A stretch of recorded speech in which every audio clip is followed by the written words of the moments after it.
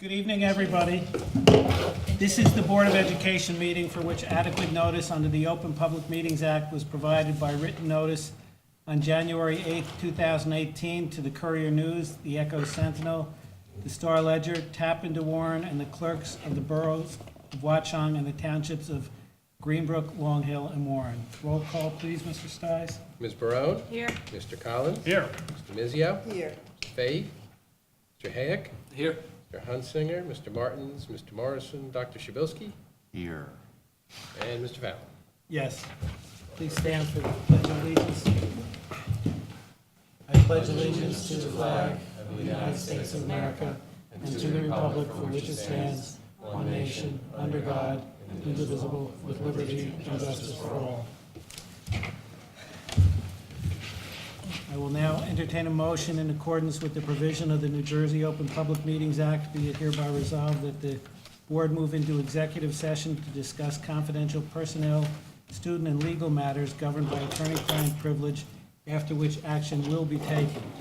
It is expected that the matters discussed in executive session will be made public as soon as the need for confidentiality no longer exists. So moved. Second. All in favor? Aye. We'll be back at 7:30. Good evening.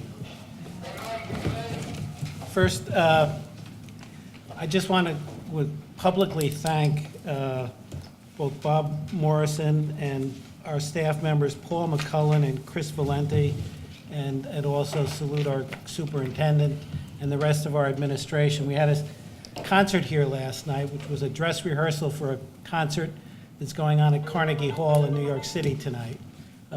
Westchester University Wind Ensemble was scheduled to be at Ridge High School yesterday, doing their practice for their concert tonight and putting on a concert up at Ridge that had been advertised and probably would have been well attended at Ridge, but with the weather last Friday, Ridge was still closed yesterday, couldn't do it. Bob reached out to the superintendent, and we got tremendous extra effort from both Chris Valenti and Paul McMullen and other members of the staff. Our thespians moved their rehearsal space for the night, and we actually had a wonderful concert here last night, a world premiere before the Carnegie Hall premiere of a certain piece, and it was a great effort to see the community, and especially the music community, come together, and so I thank all those people. I also want to recognize tonight, on behalf of Superintendent Jewett and myself and the rest of the board, Brenda Nemchek, who has recently been declared one of the outstanding women in Somerset County. There'll be an awards dinner Thursday night if it's not snowed out. But Brenda is the owner and publisher of Tap into Warren and Tap into Greenbrook, North Plainfield, and Watchung. She, after a career in New York City, has devoted herself to getting out news locally and quickly. And a lot of us go to Tap for our information, and she's been recognized now as one of the outstanding women of Somerset County. And we want to join in that and recognize Brenda and thank her not only for her coverage of our board meetings, but everything else that goes on at the school and in all the towns. So thank you, Brenda.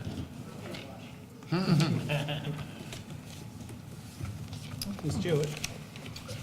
You said it all, so, Okay. and I know we, in the interest of time and the storm too, I won't say too much. I do just want to thank Brenda, because she does always help us get the word out, and I know that TAP is a resource that a lot of our parents and students use, so I know whenever I put something out, I can give it to Brenda to post on there, and, you know, she gets the word out, and she's always very supportive, and she's probably at many school she's at as many school events as anyone, so we appreciate it.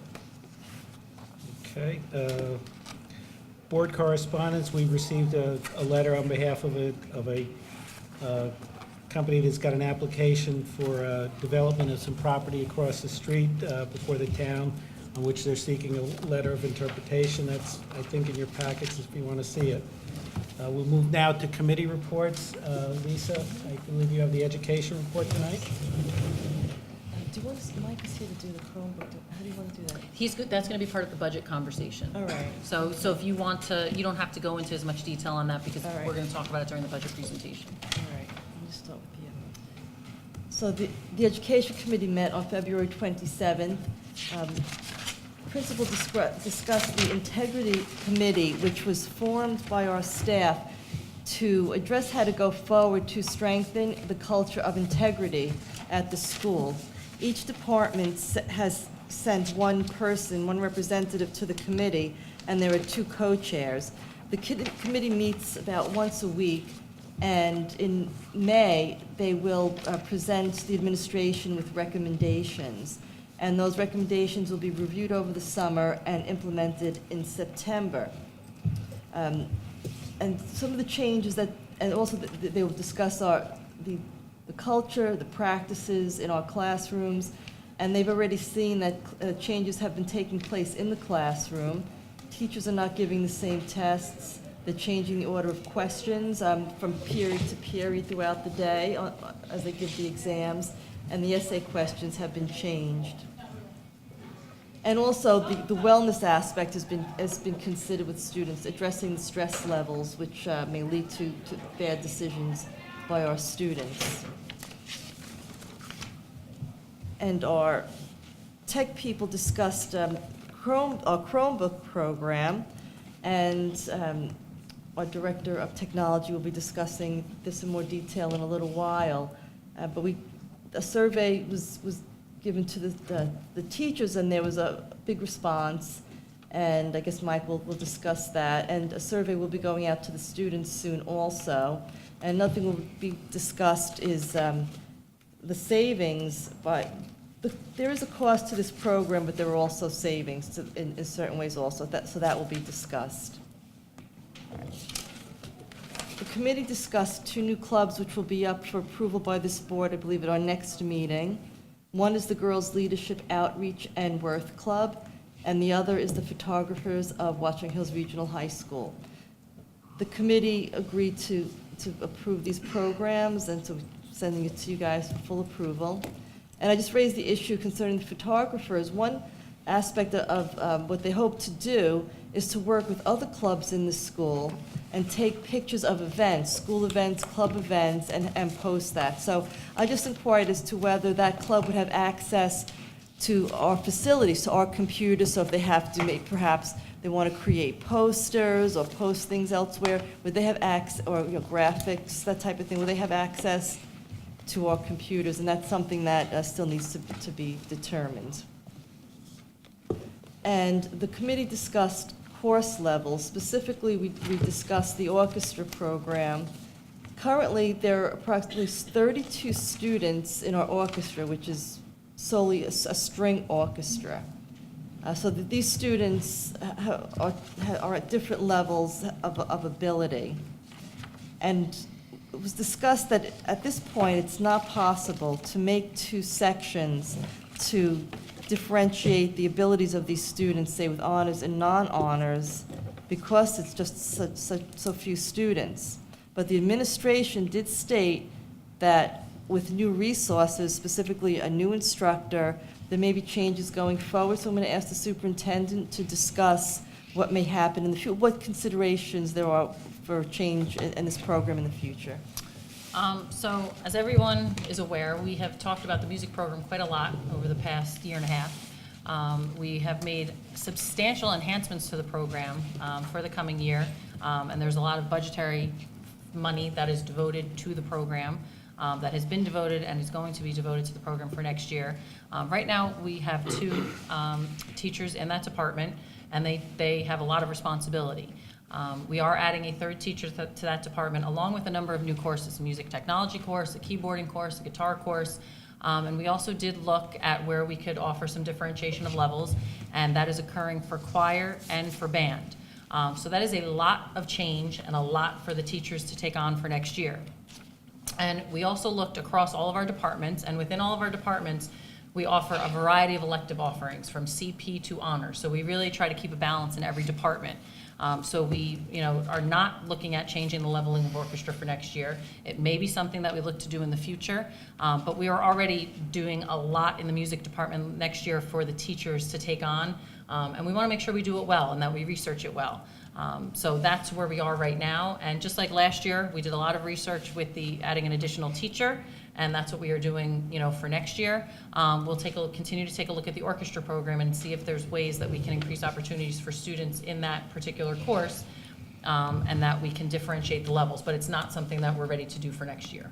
And can I just add to that? So the committee did discuss possible options, and we discussed what makes an honors class, and could we somehow incorporate that in and accommodate our students who maybe aren't qualified for honors, but it's really just not possible. And also we discussed that some of the very talented students may get bored, frankly, after a year or two of being in a non-honors course. So we acknowledged that and we realized that, but at this point, as the superintendent explained, it's just not practical with our resources right now. No. No. Shortly, there'll be public comment. Any questions on the Education Committee report? Greg?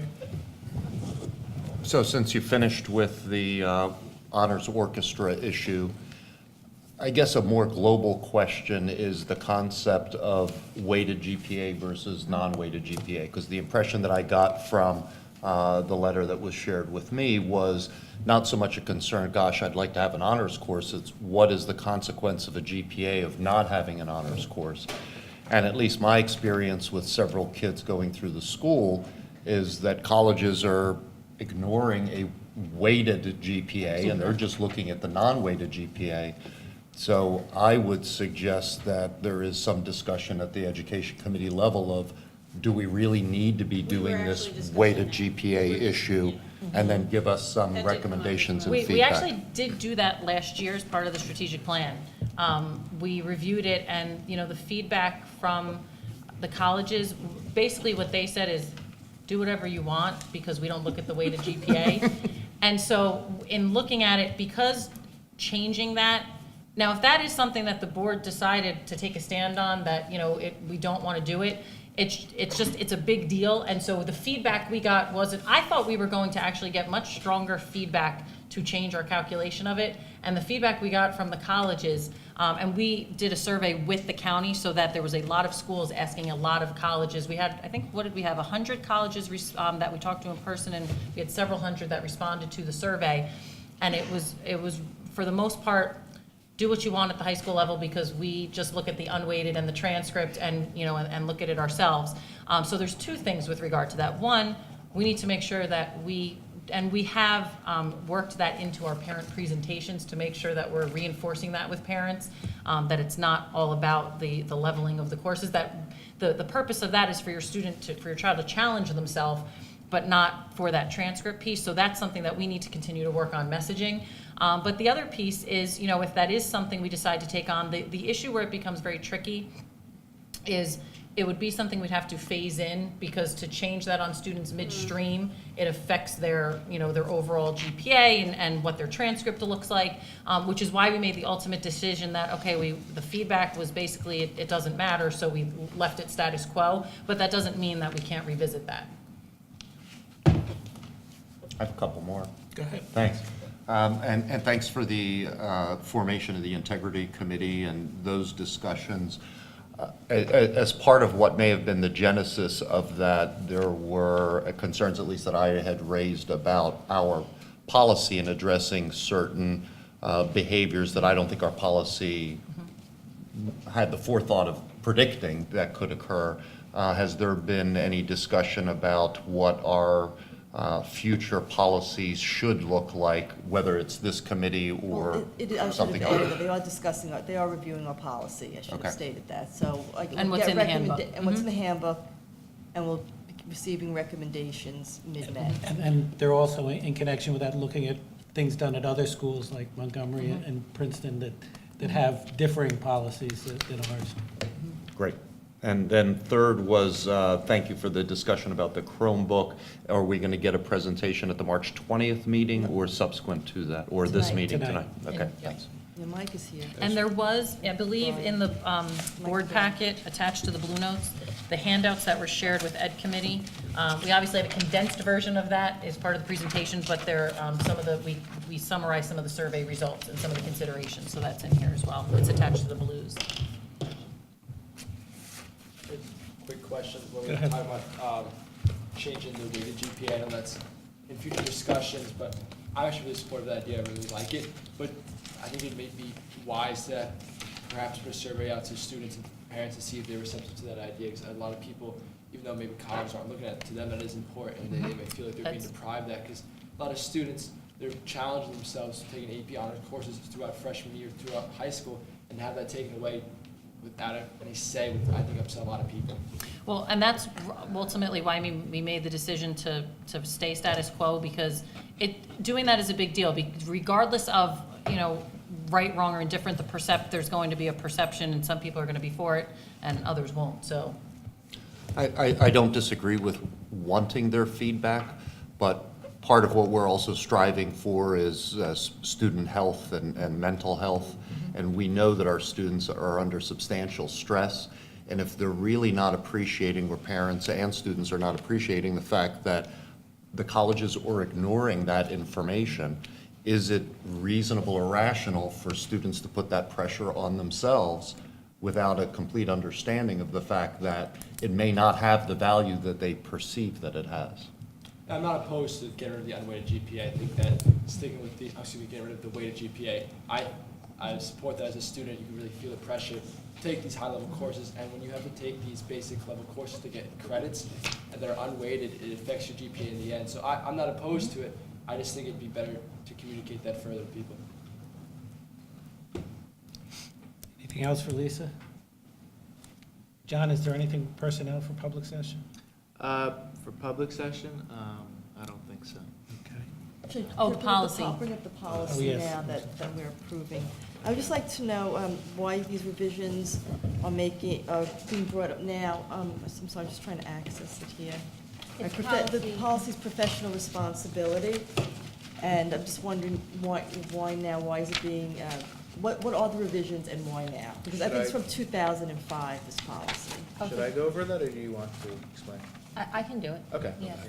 Policy 3270 is professional responsibilities, and the policy addresses attendance at faculty meetings, but does not address attendance at department meetings or professional learning communities. The contract language does state that the teachers attend 2 department meetings a month and a faculty meeting. So it's an alignment between the policy and what's in the contractual language. And the reason for it now is simply that it did come up in conversations with faculty members, and I don't have a policy that matches the conversation that I'm having. Great, thank you. Operations, the architect? Sure. Yeah, most of what operations discussed, Mr. Stiles will be reviewing, but one issue that we discussed for those of us that were involved in picking the new architect of record was developing a facilities plan that will give us a proper map to the facility. So we certainly are in agreement moving forward with that. And the first phase of that is about $39,000. 51 with all the bells and Yeah, whistles. but that's multiple phases, yes. Yep. Questions? All right. Rita, do you have a DF report? Yeah, so everybody understands this is about the evaluative documents and professional development. You might want to grab your mic. Oh, this committee. So, we have an evaluation system where we evaluate the teachers every year. We had results presented from the mid-year observation data, and the results were good because the partially proficient scores were down to 20. And the issues for those 20 teachers can be addressed through individual professional development versus something that's more systematic through the teachers. And we had no inefficiencies, right? Correct.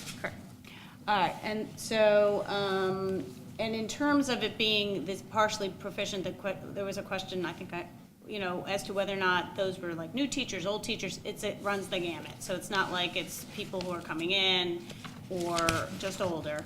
And so each of the teachers will get that addressed. Then there was a discussion about changing the platform that's being used to implement our evaluation document.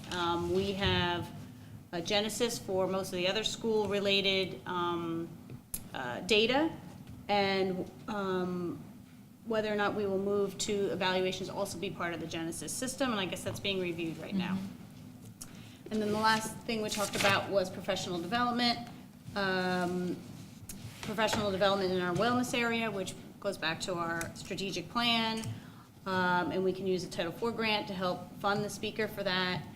And there was a speaker suggested that was at Ridge High School. And then we discussed Chromebooks a little bit, and in additional professional development for teachers in the area of technology to make sure that the Chromebooks are being used as efficiently as possible in terms of types of apps or other software programs that they could use to implement technology in the classroom.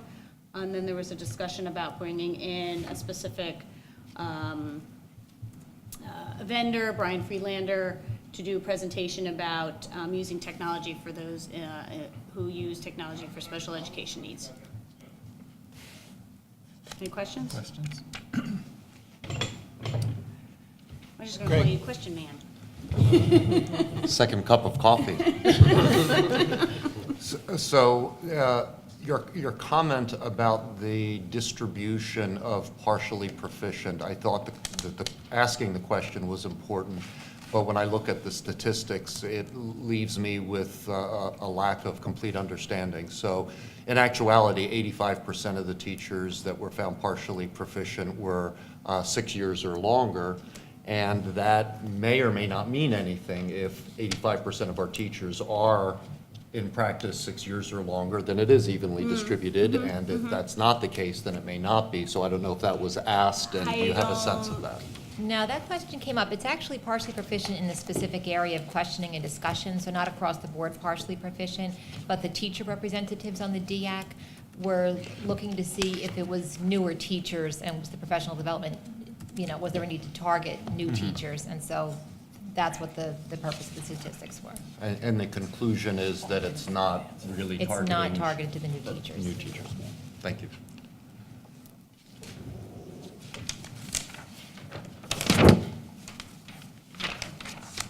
Okay, next is alternate financing. Barry and Bruce aren't here, but Freddie's here, and I was at the meeting, so Freddie will start the minutes, and Tim, you can add in what needs to be added. So first, we discussed booster clubs and the progress report we had for them. Mr. Stiles provided an update on the Watchung Hills Booster Alliance formation. The Booster Club Alliance has been formed with 5 parents taking the lead. There have been monthly meetings for the past 5 to 6 months, which have been very productive. And the Alliance members have set up bylaws, revised the Booster Club handbook, prepared a budget and financial reporting forms, and also made recommendations to the board to align the board Booster Club policy 9191 with the board and its organization's goals. The committee members reviewed the bylaws and made minor recommendations. Mr. Stiles asked that the board members of the committee support the expenditure of approximately $5,000 of legal fees to form the corporation, and to apply to the state and federal government for nonprofit status. The committee supported the recommendation. And Mr. Stiles, if you have anything to add on that? Nope, you nailed it, buddy. Next, we Well, yeah, let me just add, for those of you who don't know, that this is the overall booster club that's being set up for, as many sports as possible, and hopefully eventually all sports, rather than have the individual sports going off in their own direction.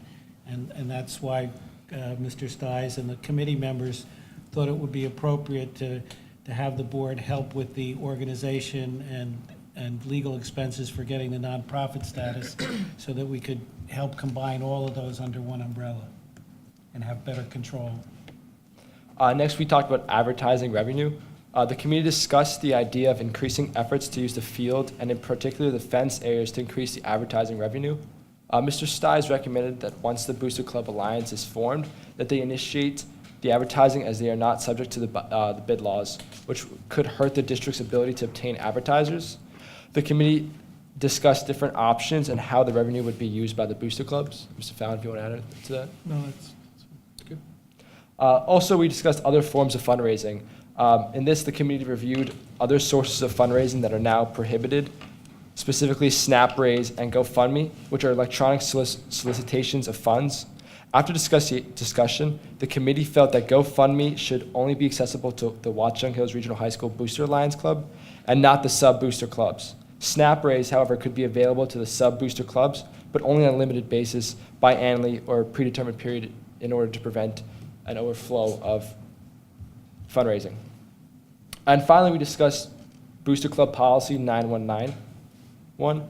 And in this, the committee reviewed the current 9191 Booster Club policy and some revisions suggested by the members of the Watchung Hills Regional High School Booster Club Alliance. The changes would coincide with the newly formed organization's bylaws. And then the meeting adjourned at 6:50 p.m. Questions for Betty? What do you mean by the sources of fundraising are now prohibited? Presently, Yeah, our they were. policy doesn't allow for things like SNAP. Oh, by raise. policy. So I Yes. thought it was like prohibited as in boards? No, Are prohibited? No, Okay. by our policies. Okay. And this policy, do we expect it's gonna be to us soon? The 919 changes, or we're Yeah, still what we moving wanna- on it? Yeah, We're what we still want to do is, continuing? we want to get the changes together, have the alternate group meet again, and then bring Okay. it to the board, yes. All right. Hopefully Greg? soon, yes. Okay. Comment and a question, comment being definitely supportive of us providing the filing fee financing for that. I think that that's important to have that organized in an overall umbrella. And just a question of process, unless I missed it, I didn't see a committee report in our notes that were sent, and I would think that, again, if we're having presentations, it's helpful to have committee reports in advance so we can read it, ask questions, et cetera. I apologize, it made it into the hard copy for us troglodytes. Oh, it but wasn't the- Gotcha, but not- It's in it's the not- alternative finance folder on the drive. Yeah, I don't know, But that- didn't It's just get not into in the the board. packet do we usually itself. But not in the put the packet. minutes in Yeah. that, do we usually put them in there? I just Okay. found it in the, Okay, Okay, that. sorry about that, guys. Shouldn't look for it. okay, thank you, duly noted. Thank you. We'll correct that. Okay. Eris? So, there are 3 events that are of particular importance.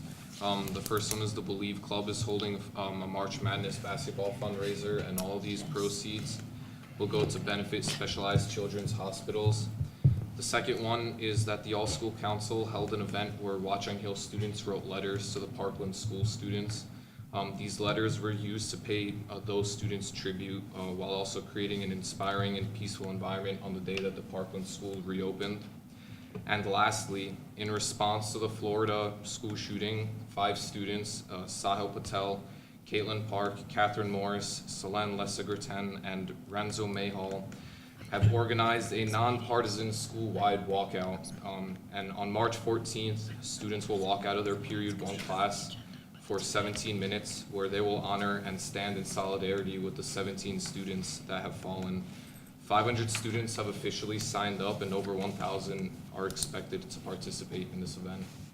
Just as a follow-up to that, information will be sent. The students who are organizing it have been meeting with our principal, and we have been meeting with local law enforcement and our security and administration, and we will be sending communication out to all of our students, parents, and faculty later this week with details of how we're structuring the event. The students have been very excellent in organizing it, very responsible, very understanding of our concerns about just maintaining order and safety and security of all the students. So information about that will be coming out later in the week.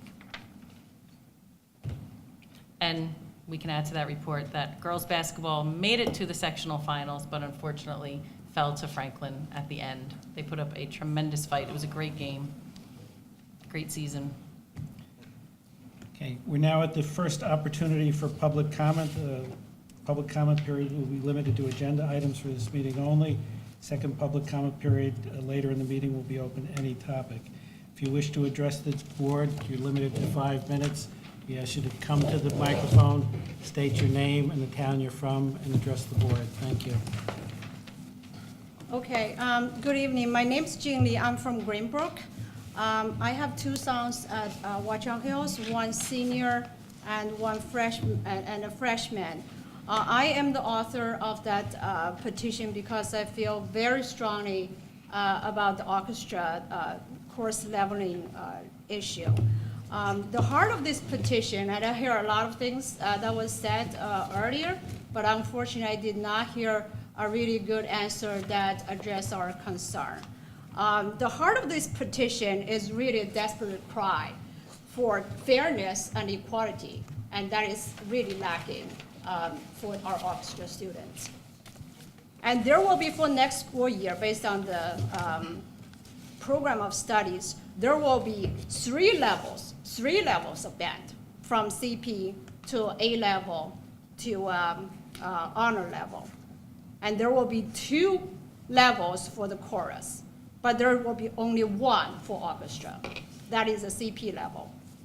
So as concerned parents and students, we demand to know why and how the decision was made to put up a wall against our orchestra students, while showing an accelerated path for band and chorus. Band students already had 2 years head start, 2 years head start on the honor program.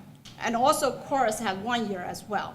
And now you decided to add, and everything was set, resources, schedules, but you decided to add the third level band instead of adding the honor program for the orchestra. So we want to know why and how the decision was made, based on what, and please give us a direct answer to that. I'm going to pause here and ask him for a response. This isn't a response period.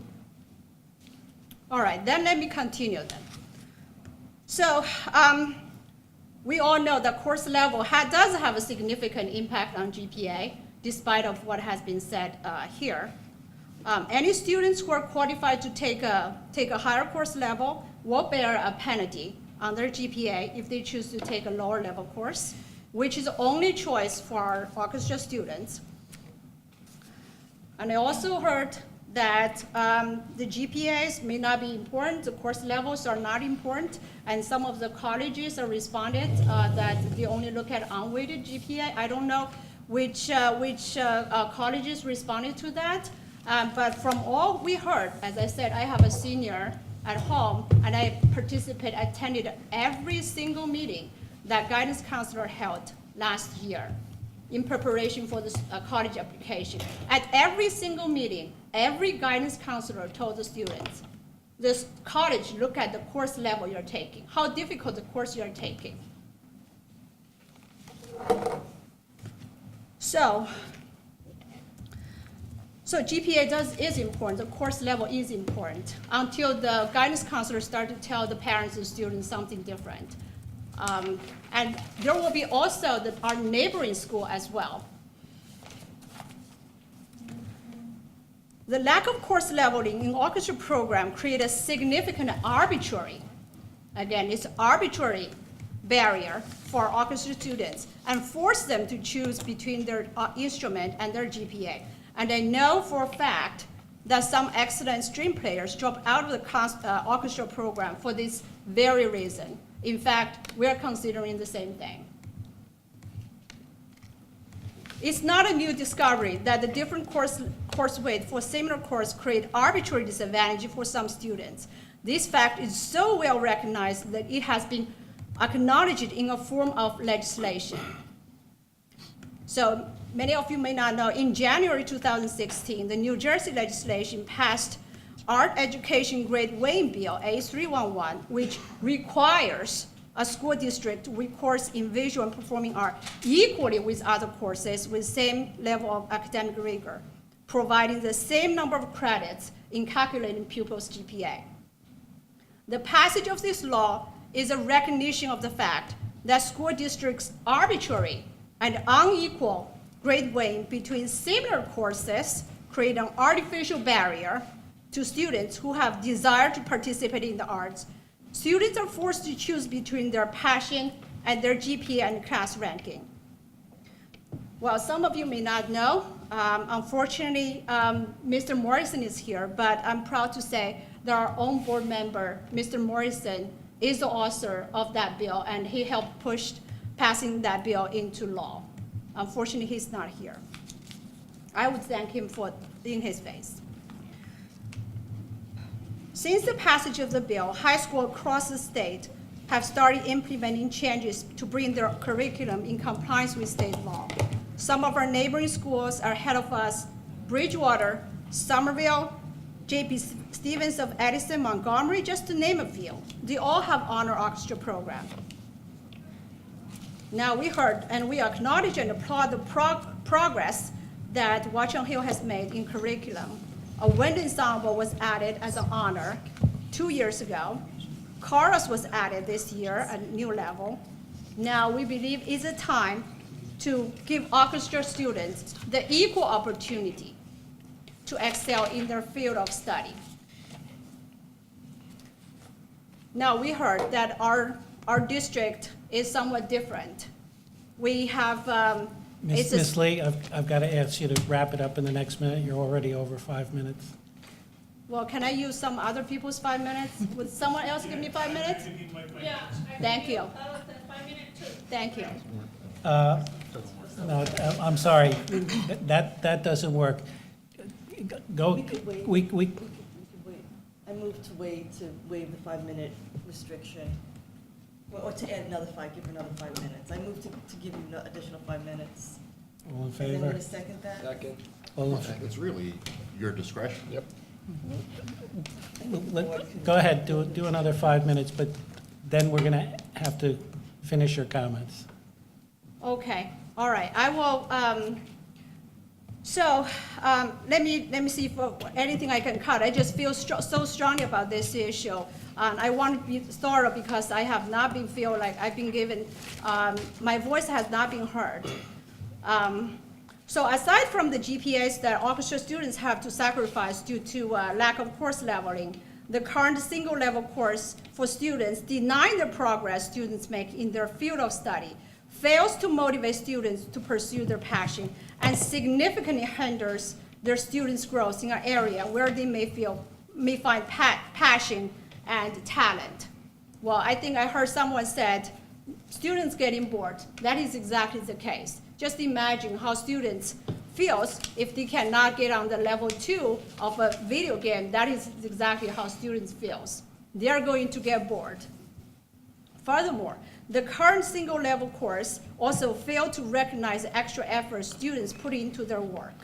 All the extra lessons, hours of practice at home, mentoring new players in class, school pep rally, school concert, music plays, regional, state, all-state auditions, all those weekends, practice, rehearsals, those honors those students bring to the school, the time, their commitment, contribution, dedication the students have demonstrated, just way beyond a CP level. Assigning proper weight to the class is only fair to those young musicians. Lack of course leveling in the orchestra program creates an artificial barrier to students who have desire to study strengths. Students are forced to choose between their passion and their GPA and class ranking. As concerned students and parents, we ask the district to bring the orchestra program in compliance with the state law, level the playing field, eliminate unfair and arbitrary disadvantage this has created against our orchestra students. Well, in the district newsletter last week, the superintendent called for everyone in the district to take time to celebrate students' accomplishments, which included many music performances, awards by the band, orchestra, as well as chorus students. We wholeheartedly agree with that, and it is our sincere hope that the district celebration does not stay in the newsletter only. The most important celebration is recognizing the countless hours of practice and rehearsals they put into these performances and acknowledging they are skilled and talented in a form of a higher level course they can advance to. So in the spirit of celebration, I ask every member of the school administration and Board of Education to take a look at the students in this room. Yes, the crowd is not as big or as loud as the band or chorus. Nevertheless, they are your students. Please take a look at them and tell them in their face that their hours of practice, rehearsals, performances, auditions should weigh less than what their peers deserve in band and chorus. Tell them that this is fair. Tell them that they are not facing an arbitrary disadvantage, and tell them they are being treated equally. Thank you. Thank you.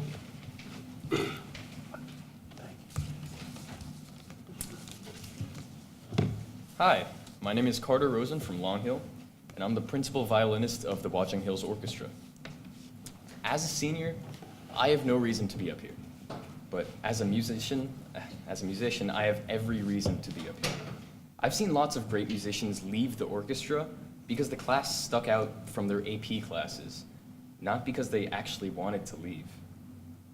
John Adams once said, "I must study politics and war, that our sons give their children a right to study music."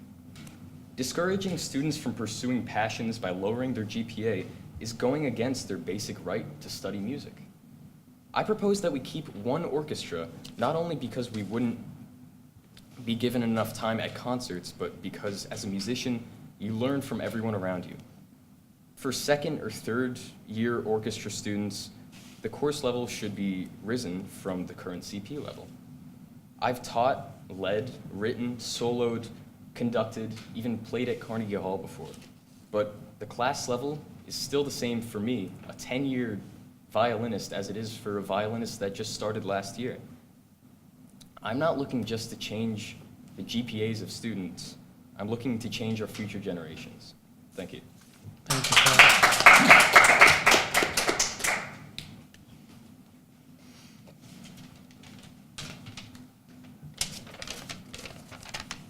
Hello, I'm Spencer Shao, and I'm from Warren. And right now, I am a sophomore as well as the principal cellist of the orchestra program. And as being a sophomore, I'm somewhat recently new to the school. I'm not nowhere as experienced as Carter maybe, but I am very concerned about our orchestra program. It has already shrunk from last year. Well, more or less. But I'm very concerned for what may be to come in future years. Because as it stands, I'm really afraid that one day the orchestra program may disappear because of the CP class that it currently is, as well as among varying issues such as the middle schools and elementary schools not having orchestra programs. But I digress. Anyway, I feel like right now, a lot of my peers have immersed themselves in this idea of GPA being the sole reason of being in high school. That without GPAs, that our worth as a student is almost non-existent. Because any other outside activities that we may take in our own free time that we enjoy are invalidated because it doesn't go towards a GPA. And I feel like that heavily applies to orchestra, as the CP class compared to like band or chorus that have A-level and honors level classes that can afford to take the class and still maintain a high GPA, while as I've seen with the orchestra program, people have dropped out because of this GPA concern. And while I understand that the weighted GPA no longer applies to colleges, but then at the same time, we still get this feeling of our classes determine our worth. If we don't take APs, if we don't take honor classes, then we mean nothing. We will never become successful. And I know that's not true in like any sense of the word, but it's just something that's been conveyed to us all the time that we have to take APs, we have to take honors classes. Anything less is not acceptable. And well, these are my concerns for the orchestra program, and I really hope that as going forward that we can see some change in how we determine the leveling classes for orchestra. Thank you.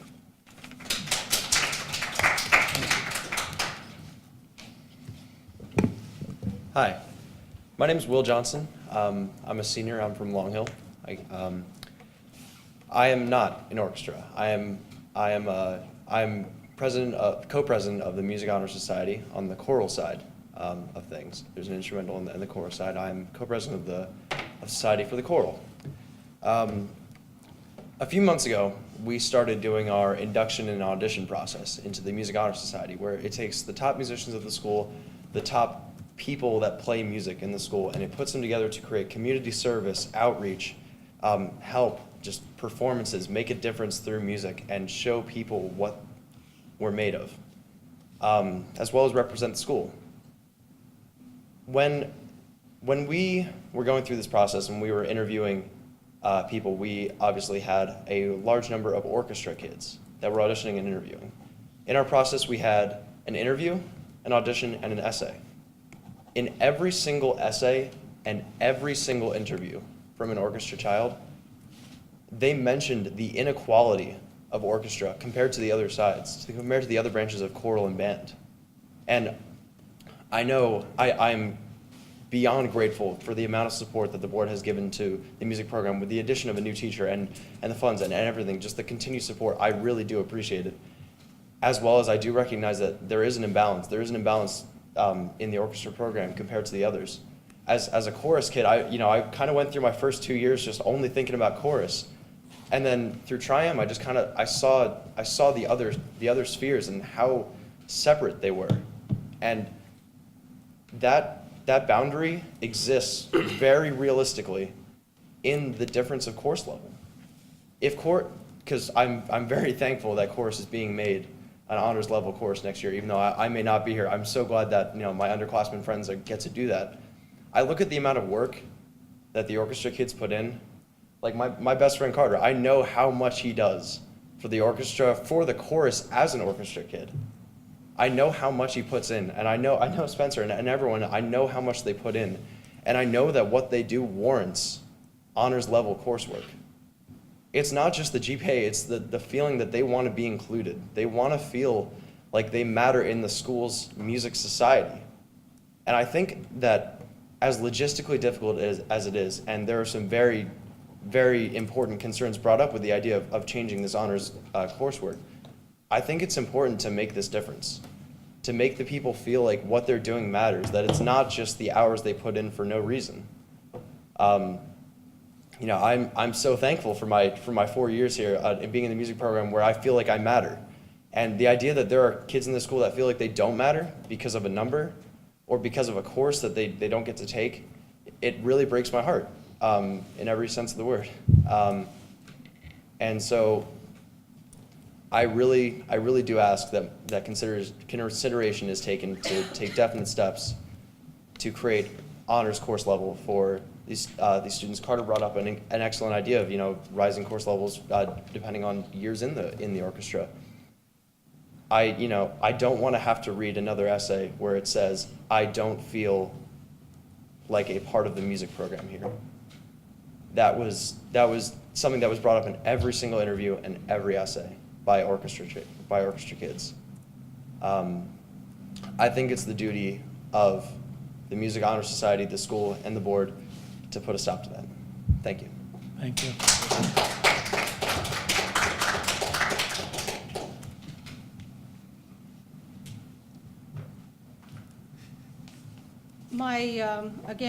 I have two songs. I'm sorry. We're limited to 5 minutes. We've already given you well more than that. Well, can you, because this is our only opportunity to address this. I've already sat down and have allowed other people. Anybody else wanted to speak? Can I speak? I just have a suggestion that there's a second opportunity for public commentary and another opportunity to speak. Yeah.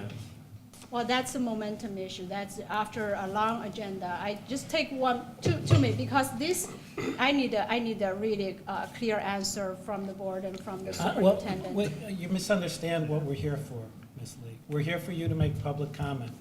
We're not here tonight for me or even the superintendent to respond. I sent you an email today and I told you that the superintendent or her representative will be getting in touch with you after tonight with more details regarding the discussions at the Education Committee. But that's not what the purpose of this meeting is. The purpose of this meeting is for you to address your concerns to the board. You've done that to an extent. If you want another minute or two now, that's fine, but that's what we're here for. Yeah, the question that I have, I think is directly, because it has a time limit on to this, because tomorrow is closing of the registration course selection. So I will need some answers in order to help my son to select his course. So I feel that unless I know the answer, I wouldn't know how to pick his course for next year. Can I ask a question and get an answer to that? There's been no recommendation made to change the course levels for next year. Right, I understand So that. there's not going to be a change in that before tomorrow. I understand that, but my question is that, so for the students who wanted to participate in regional and all-state orchestra auditions, will the school sponsor that if they don't, they are not part of the music program? Because we don't have, the students don't feel there is a proper level course. Those are questions for an administrator to get back to you on, which they will do tomorrow. But there's actually rules that govern that, so an administrator can, and a representative from the music department can speak to you about that. But that's not the school's decision. Okay. Anyone else? I'll close first opportunity for public comment. I'll just share some additional information just to clarify, for some of you may have been confused. Thank you, everyone, for your comments. Thank you, gentlemen, for coming. You very articulately, shared some of your concerns and your firsthand experiences.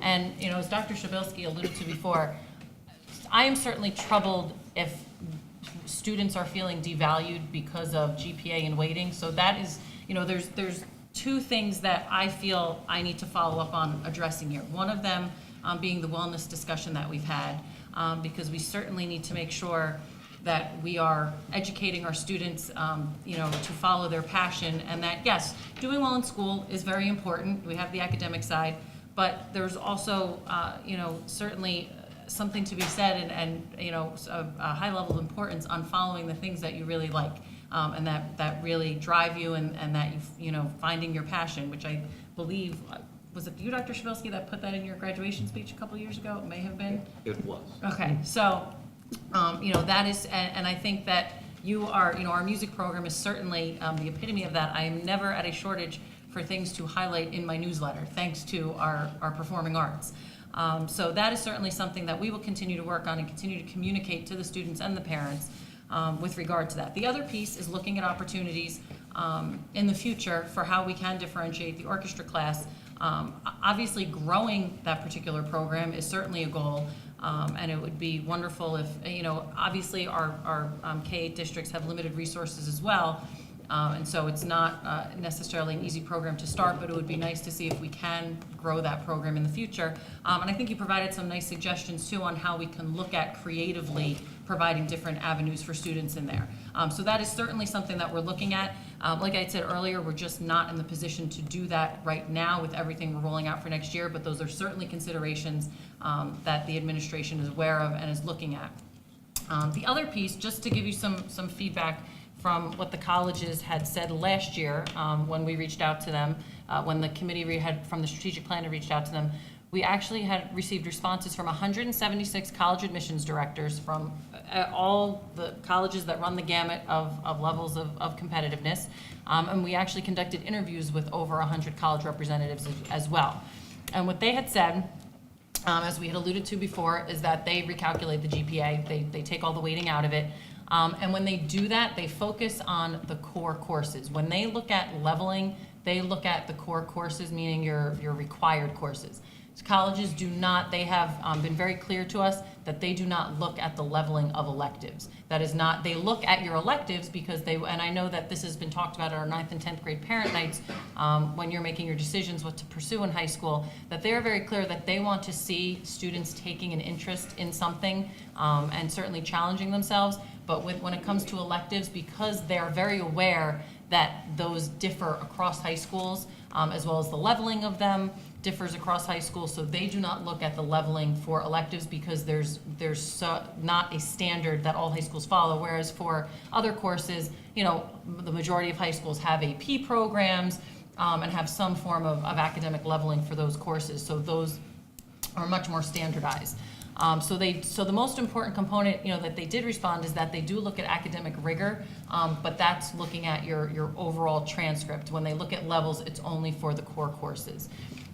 So, you know, just to give some feedback on the issue, on the information. Actually, one of the bullets from the presentation last year is that the level of electives outside of core areas is not generally considered in admissions. So again, we still have the other issue where, you know, in terms of your own students looking at their schedule while they're here and wanting to make sure that they feel on the same level as other students who do have other elective choices with other leveling. That is something that we will look at, but just to reassure you and put you at ease that we did do research with the colleges with regard to that, and they did assure us of that. So, you know, just some information to share and clarify. Okay. We're now at the point of the agenda for the preliminary school budget discussion. Thank you. I know everyone's been anxious to know what we met.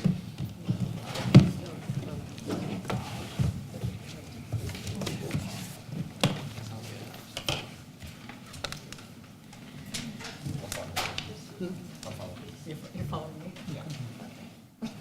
Excuse me, is this a good time to ask a question? No? Feel free to follow up.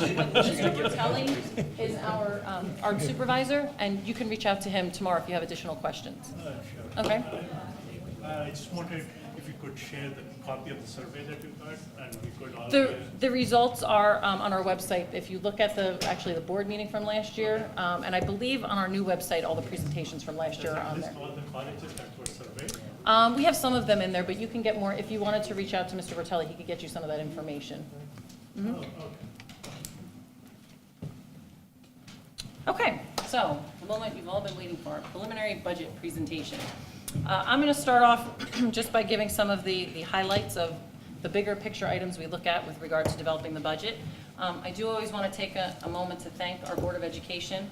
They spend a lot of time in a lot of meetings, as you heard from all the committee reports this evening, really trying to figure out how to make the most effective and efficient use of our resources to meet all of our student needs, as well as be fiscally responsible to our taxpayers. And they do a very diligent job with regard to that. And while the process for the following year's budget officially starts, we formally start it in October and November when we start our conversations and our meetings with administrators in the district. It is really an ongoing conversation all year. It's something that the board discusses at their retreat over the summer and at all committee meetings when it comes to developing budget priorities for the coming year. So in terms of our timeline, like I said, the conversations start in October and November. We meet with every member of the administrative team through November and December, and now is when the timeline from the state in terms of what they tell us we need to get done by certain deadlines occurs. So tonight is our initial budget presentation to the board, so this is our draft budget. On March 20th, the board will be voting on the preliminary tentative budget, and March 29th is when Mr. Stiles will be submitting that to the county office for approval. And once they approve it, then we have the public hearing on the budget. And April 20th is when we will actually notify everyone of the budget hearing. And April 24th, the presentation will likely look very similar unless we make any significant changes to the budget between now and then. So obviously our driving force behind our budget are our strategic plan goals. And I really am very proud to say that, the staff here is very aware of what these goals are. Our first goal revolves around wellness, student and staff wellness. And that's, that has really ingrained itself in all of the conversations that we have. The next piece has to do with really maximizing student experience here. So we plan well for whatever their decision is to pursue after high school. And then the third goal has to do with creative, innovative, and interdisciplinary learning. And we have done a lot of work across our departments. And there was a presentation at our June board meeting last year that we had about 25 students and staff members here to present some examples of the collaborative work that they've been doing. And through our conversations, which we'll be talking about in the budget tonight, but our new courses that we've offered, and some of the new programs we've put in place are all in alignment with that particular goal. So just to highlight some of our student academic achievements, and there are many, so these are just a few highlights. Our SAT average with this now is going back to the 1600 structure from the 2400 structure. I know it changes every couple of years, so it's hard to keep up. Our average for that keeps increasing, and that was 1208. We did have 22 students score a perfect 800 on the math SAT, and 5 students score a perfect 800 on the reading portion, the reading and writing portion. Our AP performance continues to exceed our expectations. We were named to the College Board, the annual College Board, again this year, and what I think is really significant about that particular acknowledgement is it's not only as a result of your increased performance on the test, but increased access. So that means we've had increased participation. And nearly 95% of our students are earning scores of 3 or better.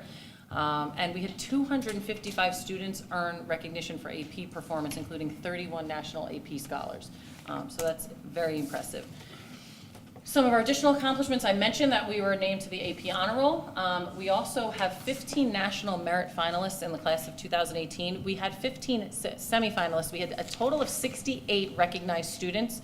15 of those went on to the semifinalist round, and all 15 of them have been named finalists, and that is the most that we've ever had in school history, and that is actually the most in Somerset County.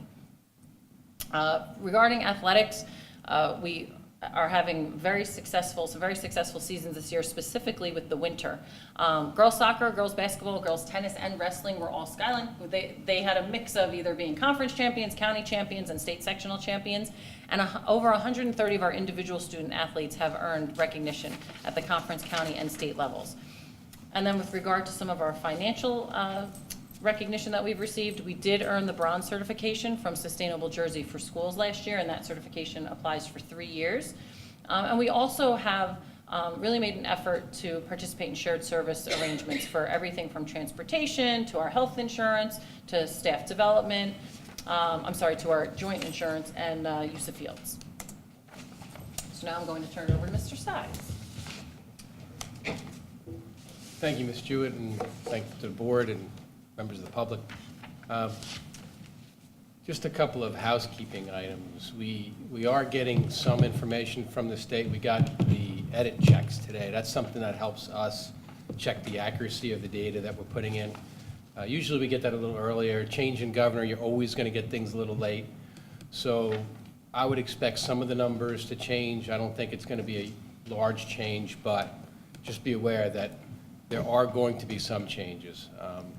Some of the routine things like the tuition expenses and those sort of things will change. And then the second thing is obviously the governor doesn't speak about state aid until the governor's budget address till March 13th.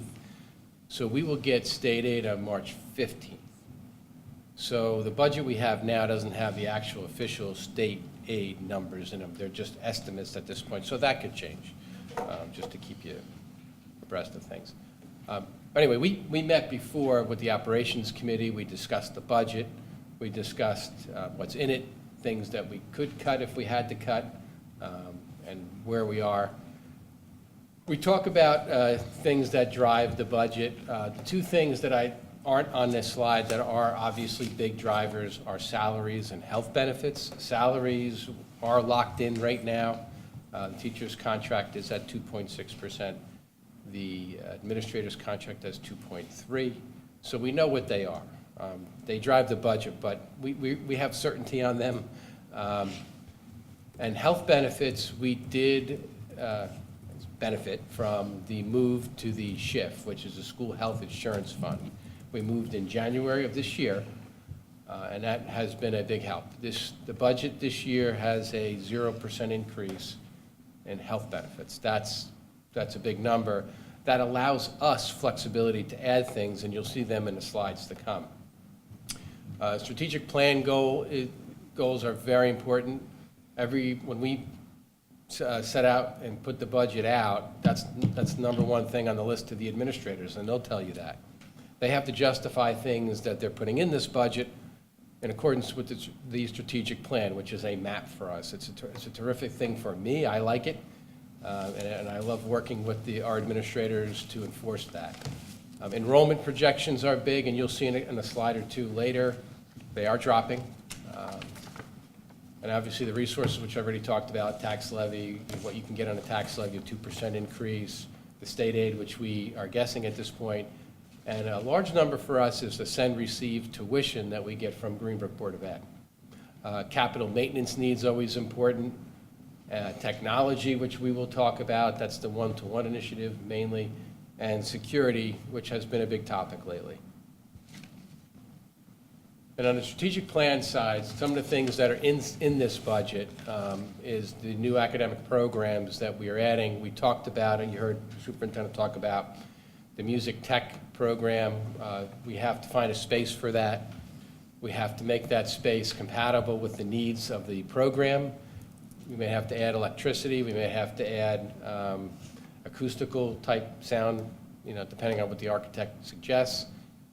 And we have to add a teacher. So those are important. Computer science program and the math curriculum side of things, that is a new teacher. And the wellness side, we've talked at length in the committee and also at the board level, our Care Plus program. And within this budget, we are adding year 2 of Care Plus program, which is about $100,000.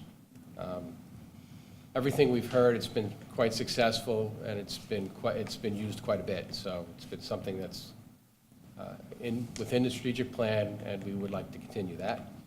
And on the co-curricular side, one of the things that's kind of funny, there are things we can cut in the budget, and obviously when you think about, we have these uniforms. Do we need to get uniforms every 3 years? Well, yeah, it's kind of important for us to stay on a schedule to replace all of our sports teams' uniforms and make sure that the board is outfitting the students and supplying equipment. That's one thing we've been committed to. So, it's very important that we kind of stick with that. Otherwise, I have booster clubs buying clothes and this and other things, and they're all different colors. And we're trying to make it so it's uniform and everyone is treated equally. And that's one thing we would like to continue with. And that's also part of our strategic plan. The enrollment, which I mentioned, is dropping. We anticipate we'll be below 2,000 next year. One caveat is that there is housing talks, and the memo that you received does kind of lead to that, I think. It's I think it was the eco-science memo. They're talking about a property across the street of 80 or 90 units. So, we're in the midst of doing a demographic study right now, understanding that, building may occur in the future, which it's almost a certainty that it will occur. And if it does, it may increase those numbers. Our revenue projections are always a key item. Clearly, most of the revenue budget is from the tax levy, 75 or 80% of it. And you see our state aid number, that's that tiny little sliver there. It's about a little over $1 million. If you go back to 2007, I kind of like to talk about it. We were at $1.6 million. We're still not there. And that's 10 years ago, so it's quite a bit. You've been talking about it for 10 years. I've been talking about it for 10 years, I have. Well, about 8. You need to give up. I'm trying. So, and obviously another big piece of our budget, though, is I talked about the send-receive tuition. It's almost $8 million. It did go up about 7% this year. That number is going to drop a little bit because we went through some figures with Greenbrook, and we had to change a couple of the numbers with our students. But that's still a significant number. On the capital needs side, we talked about in committee, and we'll talk about it here, the one thing that we really wanted to continue, and it's been in our plan for a long time, but we want to do that Gym 7-8 boys and girls locker room. It's 4,000 square feet. Just as an estimate from the architect, it's about $1.2 million. And it's about $100,000 in architect fees. It's in disrepair. It's very old, and it's just not conducive to both the health and PE program and our athletic teams. So it's something that's been on the list for a while. It's something we really want to tackle. You heard Chris talk about it before, the master plan that the architect wants to update. There will be other items on that list clearly, but we're pushing the renovation to the Gym 7A girls and boys locker room. We have the music tech lab cost is about $200,000. Half of that is equipment, which is about 22 stations. And that's the other $100,000 would be the upgrade, maybe the electrical, the acoustical. That's just an estimate at this point in time. But that's the best guess we can get from our architect, not knowing which room we're going to put it in. We're looking at a couple of rooms, but that's part of the study. Part of that master plan is kind of configuring which rooms. Bless you. And then, we have some smaller items, fire alarm upgrades. And one item that we've been kind of putting off for a while is the south cafeteria. There's some heating and ventilating upgrades that we need to do there.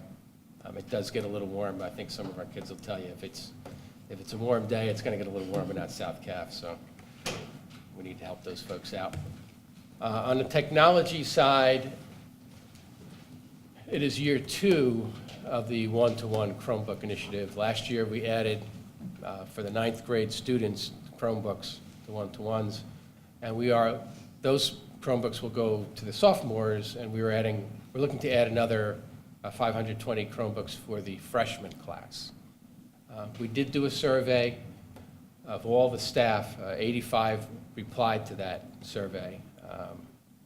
And I'll talk about that in the next couple slides. But we are adding 5 additional wireless access points for our PAC, Performing Arts Center, and also the South Auditorium, which we affectionately call the South PAC. But it's just best for the classes that are in there. Right now there's some dead spots, so we want to make those a little bit better. We're replacing 66 older Mac computers that are in by the arts area. There's primarily 2 classrooms. Those Mac computers are not really compatible with our servers, so we need to upgrade them and make them faster. They cost about $1,000 each, and the reason it's a little bit higher is because these are heavy graphic computers. They're used in the photography class, and they're used in the graphic arts class. And from the survey, 85 responses. These are some of the responses we received. Majority of the respondents post instructional materials and assignments online.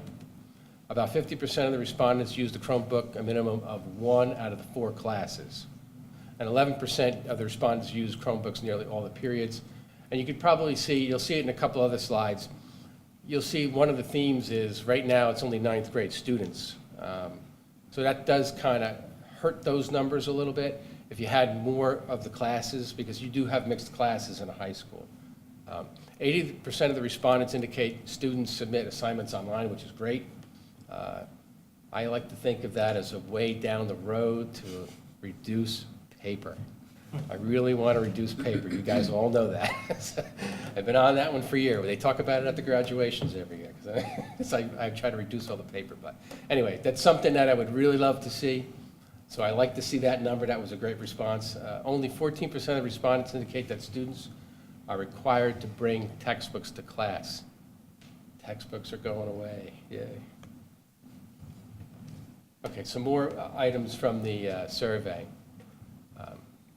Some of the positive items that the teachers brought out. One of the things was all materials are digital.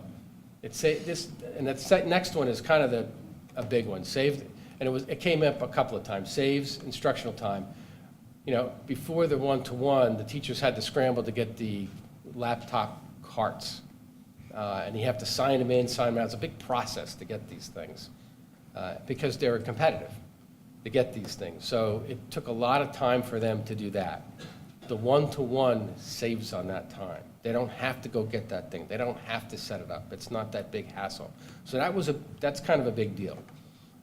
They talked about more student collaboration, the fact that teachers don't have to assist folks with other types of devices, And opportunities for spontaneous use of technology was a very positive comment.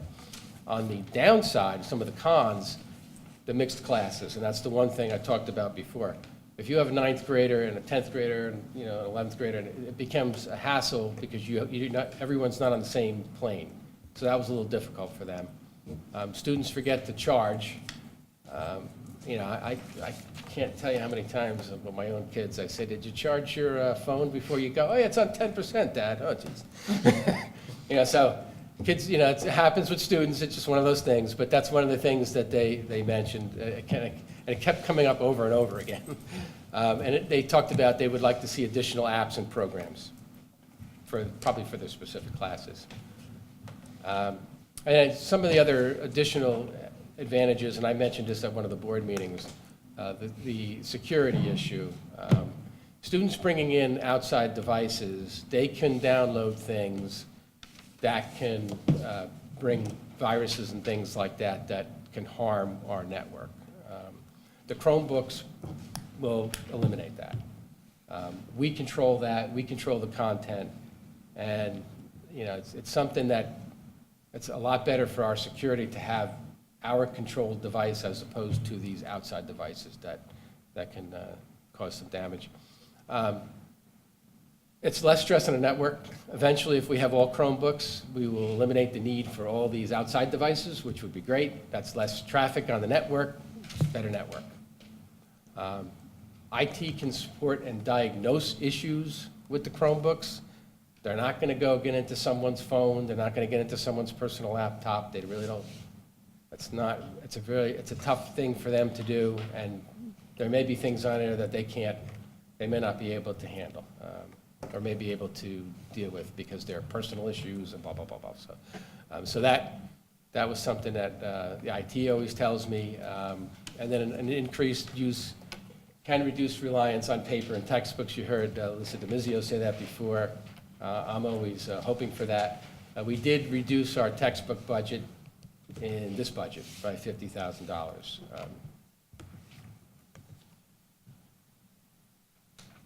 And based on what's going on, I just wanted to talk about security. We're not adding anything per se in this particular budget on security, but I think it's important to point out the things that we already do. In the last couple of years, we have added things.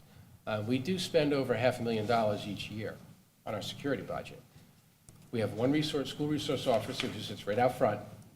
We have 4 full-time and 1 part-time security officer, 4 of which are retired law enforcement officers. We maintain over 120 video surveillance cameras. We've been updating those cameras so they're more comprehensive, they're more clear, and we regularly maintain and repair our exterior and interior doors and locks. And that can be costly, but we do that because we know the importance of the doors and the locks. Just looking at numbers, these are just these are just your summary numbers. I put the italicized state aid because we don't know what that is yet, and the surplus numbers, just to be clear, they're down 49%, but that's because we used $1.3 million to supplement a piece of one referendum, 2013 referendum, and we paid off the turf field project from last year. So it's a little bit deceiving.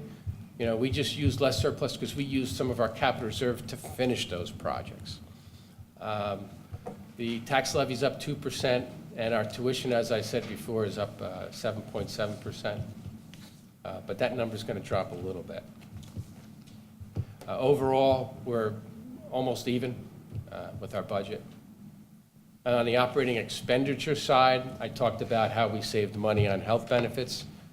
And we did add 2 positions, but we also did reduce the budget by 3 positions, 3 teaching positions.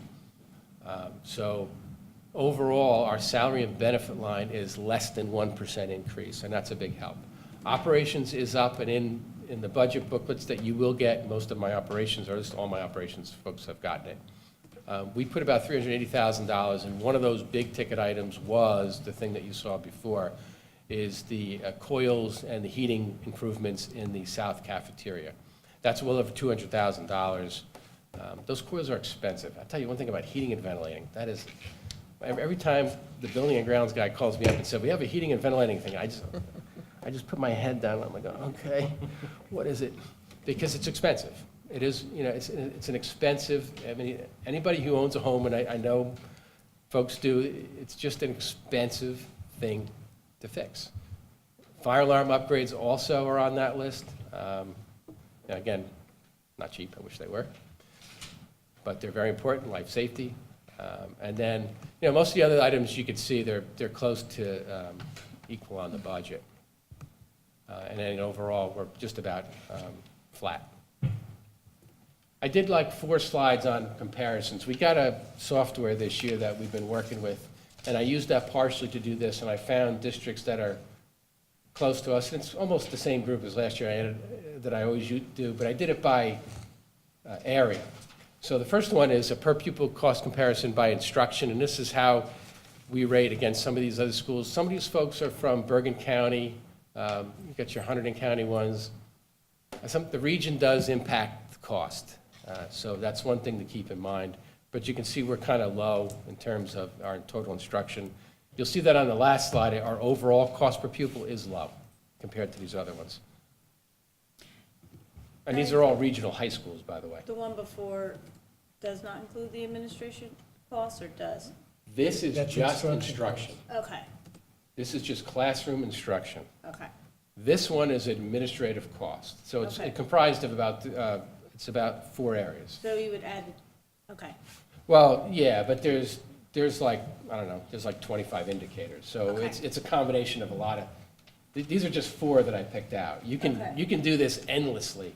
And the software that we have, I would like to do that a little bit more and show the board and the operations committee how we compare to some of these districts, because I think and there's a lot of different ways you can compare, and a lot of different places you compare to. So I think it's kind of, I would love to do it, not tonight, because I'll have you here all night long, but Okay. anyway. These are just overall, so administrative costs consists of the central office, the principal's office, and then IT and HR, so those, and the business office as well. So you can see we're kind of more in the middle on this one. Okay, we go to co-curricular, which is athletics and your clubs, and you can see we're near the bottom again. One thing to point out, Hunterdon Central is a real good one to look at, because there are about 3,000, maybe a little over 3,000 kids, I think, and the demographics are close to here. So it's the one I kind of like to look at, but you can see where we are with that. And then with our total, you can see we're second from the bottom. Again, not too far away from Hunterdon Central. That's usually a good gauge for us. So anyway, so within a couple of days, I will have, as soon as I get the budget information, the revised information together, I will have it to you. It may still have the information that is, there's going to be information missing. The state aid information won't be out until mid-March. But you need to get this detailed information well before then, I think. We'll probably have to do, something similar to this on March 20th. On that timeline that Liz gave you before, the actual due date for the budget is March 29th. So that's it. Questions for Tim? I have a bunch of questions. But first, I just want to say, with the operations committee, sometimes I feel that and Chris and I discussed, a lot of information doesn't get back to the board. I feel I'm not fully informed. I'm just going to tell you 3 things that came up tonight as an example. So the operations committee discussed things that could be cut from the budget. Now, is the board going to discuss that? Are we going to discuss cutting things? Like, why was that discussed? Will we be cutting items? And then the architect will begin work on an updated 5 to 10 year master plan. So what are the parameters of that plan? What were they told to do? Who gave them the direction? Is the board going to discuss will that master plan look like? What are we looking for? And also the lockers. I think it's on the next board meeting agenda, approving repair work in the lockers. Correct. We discussed many important projects. What makes that the priority? I could go over and say, well, we don't have a robotics room, maybe that's the priority. Who's making these determinations, and why is it ended up in our agenda without a board discussion? So those three things. Yeah, so we can tackle them one at a time. The Right. discussion we had with the operations committee on budget cuts and things like that is an overall discussion on things, if we were to need things to cut additionally to where we are now, these are the places we might look. And that's We based didn't on have, state aid, I don't mean to interrupt, but is that going to be based on state aid? Is that how that's going to work? I'm just well, wondering. that's the only unknown at this point. All right. So if the, But it's let's based on say, demographics, it's based on lots of things, so it may So not we're be not this just year. talking about this year, all right, that's Yeah. fine. no, No. this was a, Overall, overarching discussion of. yeah, an overarching discussion, not just this year, but like I said, the thing that we talked about at one of the last meetings, maybe 2 meetings ago, was, okay, so this year we have a nice healthcare number that helped us out. That may not be there next year. So we have to look toward other things down the road that we may want to cut. Now, we discussed things at the committee level, but they didn't come forward to the board level because they're not on this budget. That's all. That was number one. I think in terms of what is in the proposal from the architect, I could share that with the full board. Well, how is it developed and it should be shared? So- Yeah, that's fine. And, it's something we can kind of, pull back and ask, if you wanted the architect here, we could do that. I think to answer it more simply, Tim, and we certainly can get into the weeds with this, but I think to answer more simply, it's simply knowing every single item. We've done it as a committee, but we're not equipped to handle it. Our professionals that work here can do it to some degree, but we want the architects to go, if you were to replace X 3 years from now, this is what you should budget for. So we can have a very detailed Bible to refer to. We've been working with a list for years, and we know these are our list of priorities for operations, and we continue, yeah, but this is They're gonna gonna be coming, much- walking through the entire building to do this. Literally. Yeah. And interviewing Walking through staff. here, these lights you're gonna wanna flip out in 5 years and replace them with this and this and this and this and this. So it's that. And we really asked them just to go through the entire facility. Because we know there's gonna be changes in how we're educating the kids in the next couple of years. We don't wanna do something next year if we're gonna need to use the space differently 2 years from now. So they'll look at things like flexibility, spaces, what you can do with maker spaces in an area like You're this. taking an idea of programs we're looking at. So the architect knows what Well, programs We we want. sat Two to- parts yeah. of it. There's 2 parts of it, really. We gave them some ideas of things we see, and because they do this, and they've also got people involved on their side who are looking at educational trends and what schools are trying to do to build for the years to come. So they're supplementing what we had. So we're trying to combine both of them. The day after we approved, I think it might have been the next morning or the following morning, the administration set up a meeting with the architect, with our lead architect and our, project manager, what do we call Tony? Our, I think it's project we managers. met with the 2 of them and spent probably an hour and a half going through, here is everything that we've talked about and are trying to plan for and that we need your help with prioritizing. So everything from upgrading the robotics room to the music tech lab, to the locker rooms, and letting them know these are all the things we're looking at, to our use of space throughout the building, so that they know what all of our priorities are. To the innovation lab that we want to add into the school, possibly in the media center, everything. They got it all. And that's what Yeah, we're to waiting, answer- I'll interrupt with the music lab, we're waiting on that report before we decide where to place it. Exactly. All right. That we gave them, that was basically the number one priority. We told them we need to figure out where we're going to put this because we need to finish budgeting for it and get it started. And then the other piece we looked at, the reason the locker rooms made it to the top of the list, the other ones, we need more time. The robotics room, we are offering that for the first time next year as an elective. So our plan is to, offer that on a limited basis and work through what we want to do with, whether it's use that room or a different room for that space. We also had a couple other things. Makerspace. The makerspace, because we need to do more research on that. We're not ready to put that in next year's budget and do it next year. The locker rooms, we have been talking about, I mean, the board has been talking about those a lot. Since before you were here. Yes, so that was something that we really wanted, we decided we want to make that a priority and get that done because it impacts so many of our students. Right. And We had- they're just in but- such disrepair. But let me just add that, to your other point about that, though, the operations committee is bringing it to the board tonight, and we're not voting on it tonight. We felt it was worth bringing to the board, but tonight's the discussion take we it. did on it. But again, I think this goes to the bigger picture. I mean, Lisa and I spoke about this, and I meant to actually bring it up in operations, but it's nothing feels like a surprise to me because it's glacial, frankly, the way it moves in a lot of ways, because we don't have the budget often. So we just go, we're gonna put that off, we're gonna put that off. And so it's not in the back of your mind, it's always in the back of the mind of whatever committee you're on. And that's a challenge, I think, for you guys to, how do we bring maybe Chris here once in a while for sort of a state of the state and, Yeah. you And I do think that the master plan is going to help, because the whole purpose of that is so that we don't surprise you and say, we wanted to do this next year, but now we realize we need to replace X, and so that has to bump our other priorities. The hope is that, the goal of this is that we will know exactly, what we need, other than the more innovative projects that come up. Or if there is a list, what moves one project ahead of the others? Exactly. That, Yes. that's what we're trying to prioritize Yes. better. I mean, the couple of things we did start out with, the things, the academic spaces that Liz is talking about, the robotics space, the maker space. These are things that we definitely, I think I'm playing with the computer here.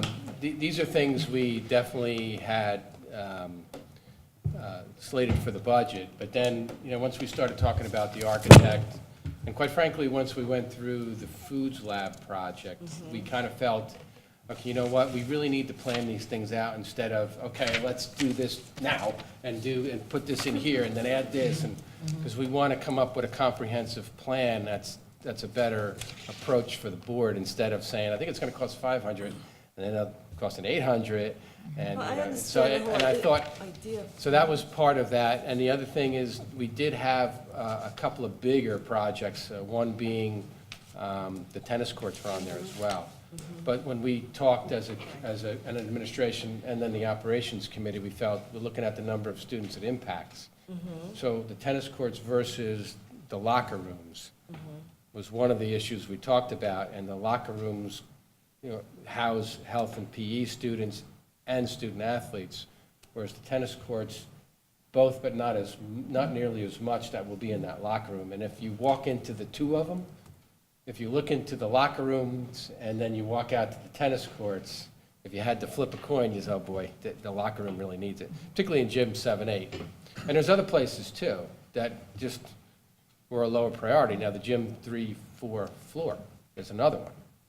I mean, The that's. lockers or? The floor. Floor. Oh, I'm sorry. And again, that's another one we pushed off the list because we got the new architect in there, because I want them to give me an idea, because right now, not only is it a gym, but we use it for lunch. So what am I putting on that floor? Should I put a wood floor on there? Should I have the kids eating on it? Or should I, is there some kind of synthetic floor we should put on there that's better for a lunch? So it's a bunch of decisions. That's why hiring the new architect was kind of a big component of this budget. It pushed some projects away, because we wanted to spend more time planning. And what, is there a due date for this plan, or a range? No, date, the master plan's gonna take months, because, I mean, the report from the architect, what's? Probably the- summer. Right. It's gonna take a few I would months, think yeah. so, because what they're gonna do is, they're gonna literally they're gonna review the building, review, the equipment here, the heating, the fire, the fire alarms, all those kind of things, the lighting. But then they're also going to interview people, staff, which is one of the things we liked about them. Yeah. They wanted to talk to teachers, they wanted to talk to administrators. In some cases, they said students, which is, I think, fantastic, that they'll get some input from all these folks, which is, it'll be helpful. And I do have just a few more questions. Was that the Care Plus, we spoke about having the representative come and speak to us from? We talked about if we have to schedule that if we want to Yeah, have I'll more just- Mary Ann come to possibly Because we talked present about on also to that. discuss the money saved, to measure the money that Well, we Just actually. a broad idea, because I know we did save money, so I think. Well, we actually met with the director of the program. She came in to meet with us probably 2 weeks ago, because I wanted to get more information from her on how they do evaluate the implementation of their programs in different schools, because the success of it is measured more by the prevention of things. So it's hard to sometimes attribute hard costs to that.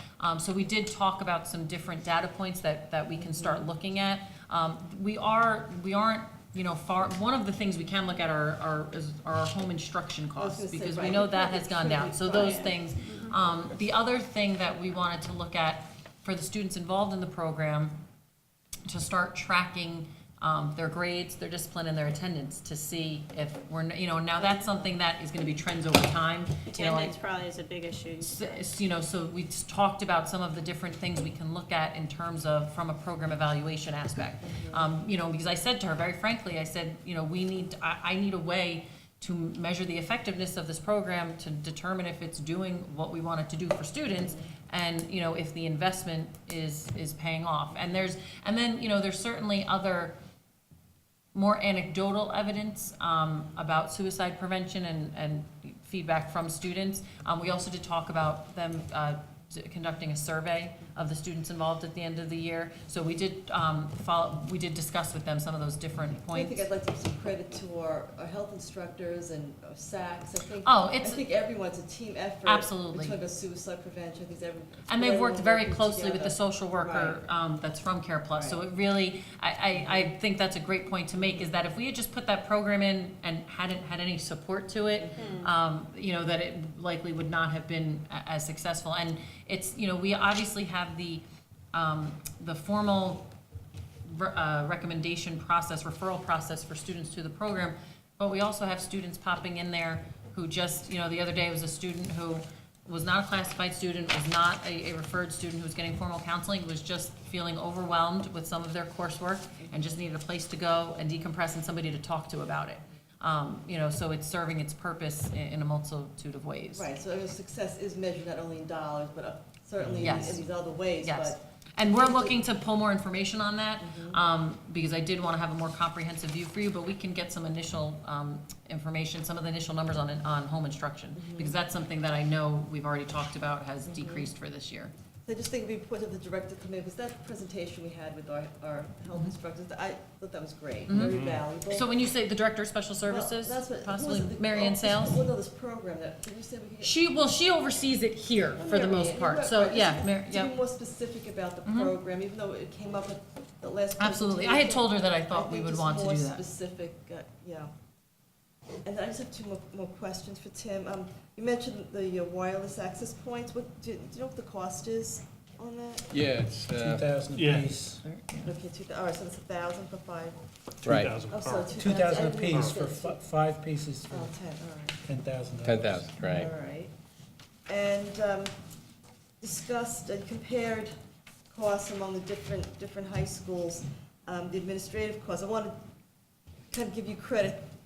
Isn't it true some schools just finagle those costs? You mentioned software, but isn't there, like, we're in the middle of the pack there. So I think it may be honest. I just want to point that out. It's a struggle for us as BAs. We don't, part of the issue is once your enrollment starts to drop, those numbers are naturally going to go up. It's just, Right. But there is software, it's kind of a formula that you plug in. the numbers. there is. I think there's latitude between how people allocate costs. Categorize, yeah, right, that's what I'm saying, right. So there may be some of that. There may be some regional things too.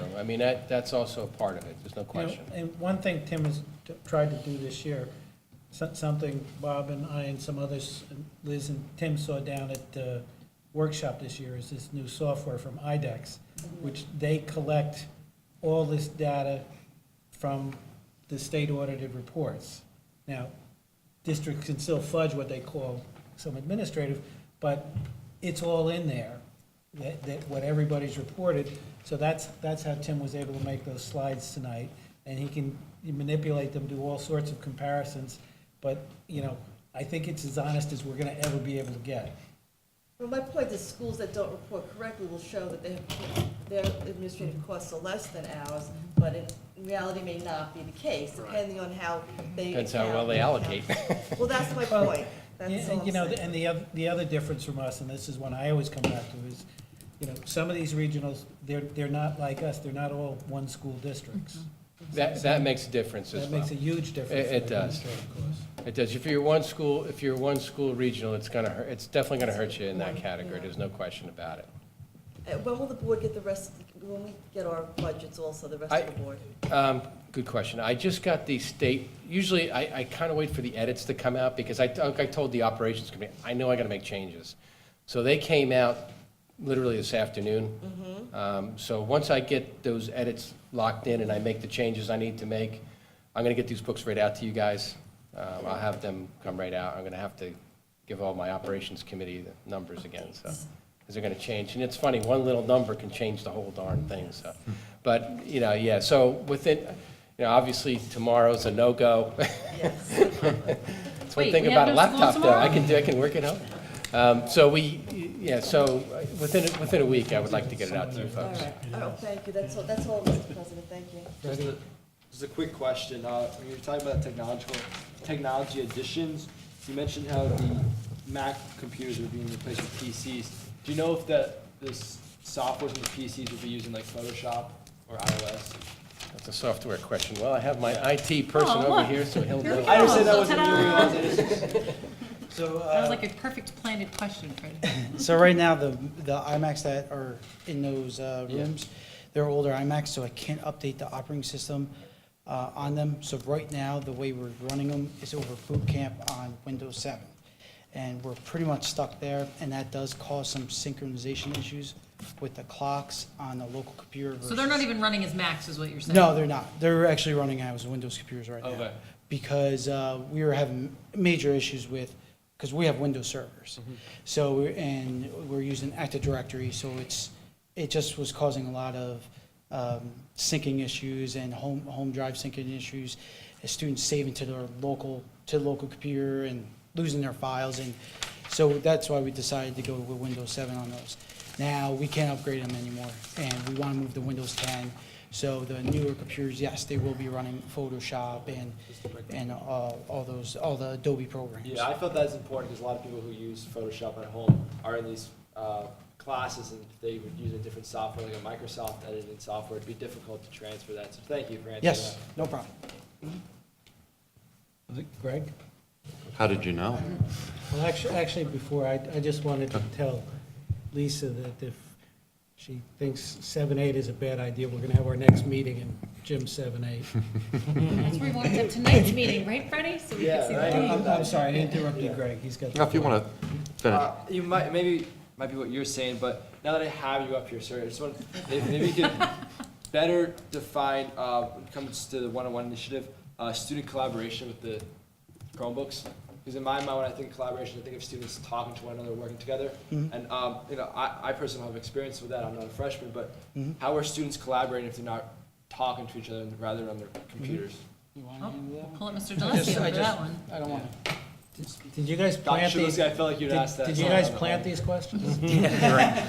So what we're seeing with the freshmen is file sharing, obviously research together, collaboration that way, lab reports being done online for like science, research projects in English and history departments being done right online, students bouncing off ideas, and a lot of file sharing going on, so collaborative work that way.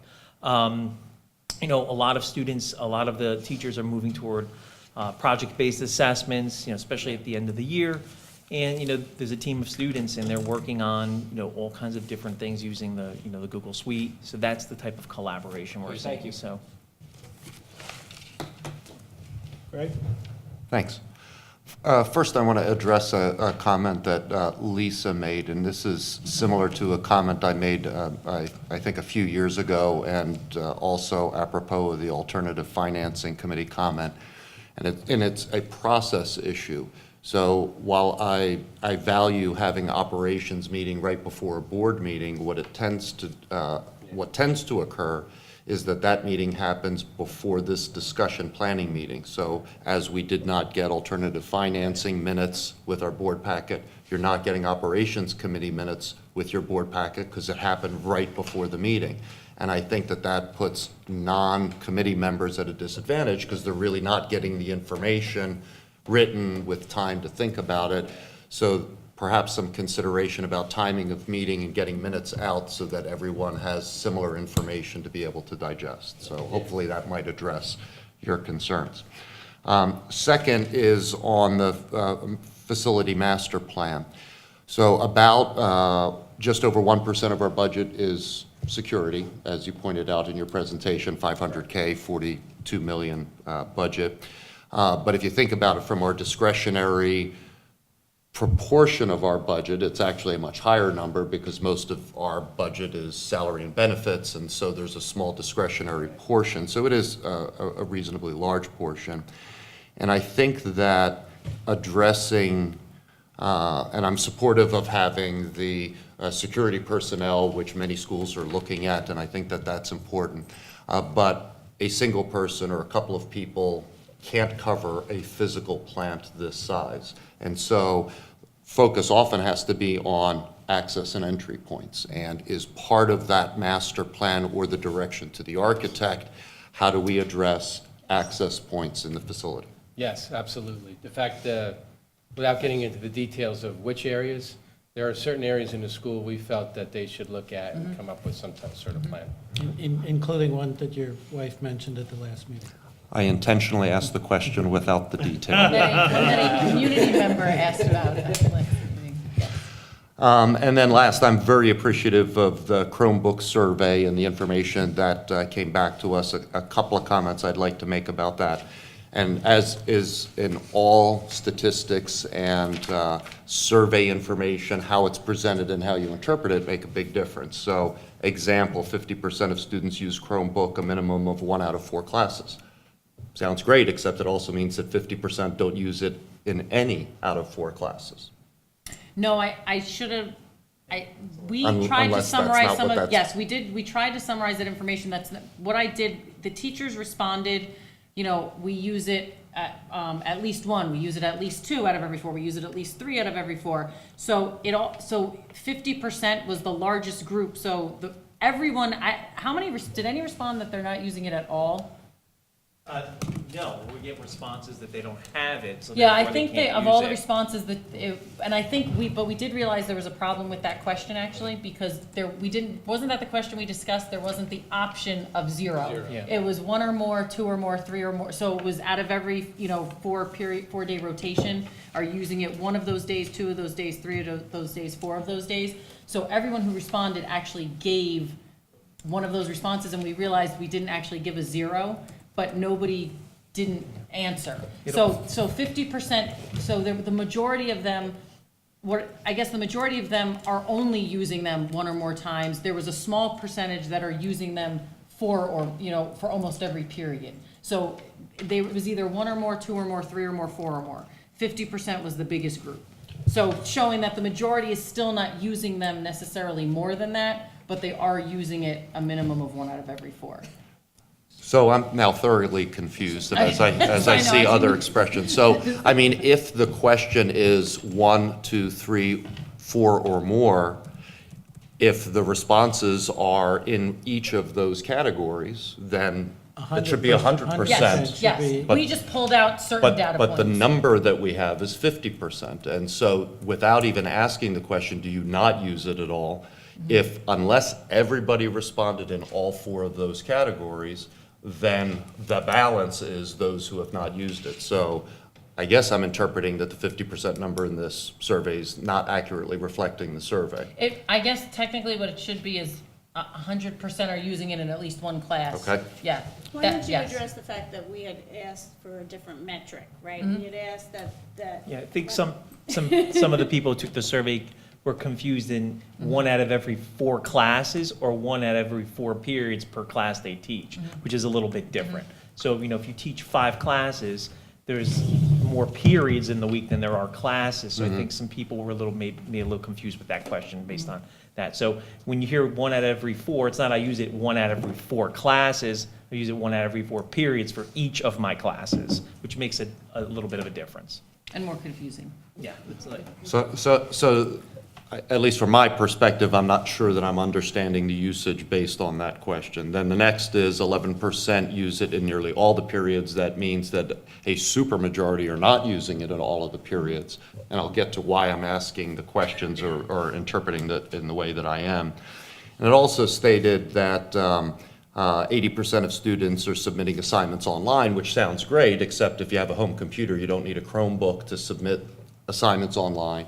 And we all know that seniors, juniors, sophomores who do not have Chromebooks assigned to them are submitting things online already. So not really a metric reflective of the investment of the board on one-to-one Chromebooks.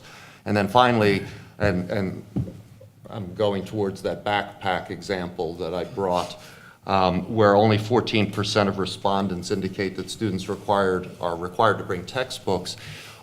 An issue that I have with a teacher survey, which I respect, is that there's the potential disconnect of the perception of the student who's the actual user of the Chromebook on one-to-one.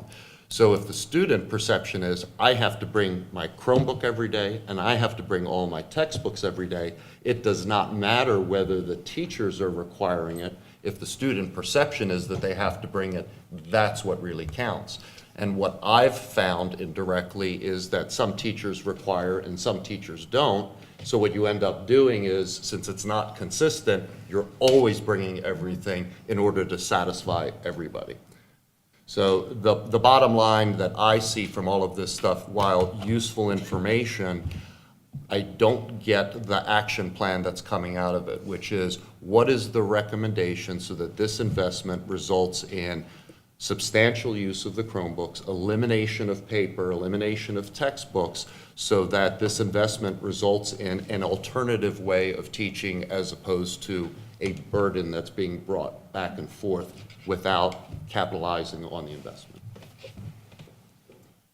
I'm not asking for an answer, but that's... So I think that's apropos of what we discussed at the Education Committee meeting about developing of a metric that is both qualitative. It may not be, it may be that these percentages and these surveys aren't giving us the quantitative data that we're looking for, really. You're looking for a qualitative data. How are they using it? How is it impacting our instruction to the extent where students are feeling that they're learning more through this technology, or there's a different way of learning, and how is it impacting the classroom in that way? I think that's an important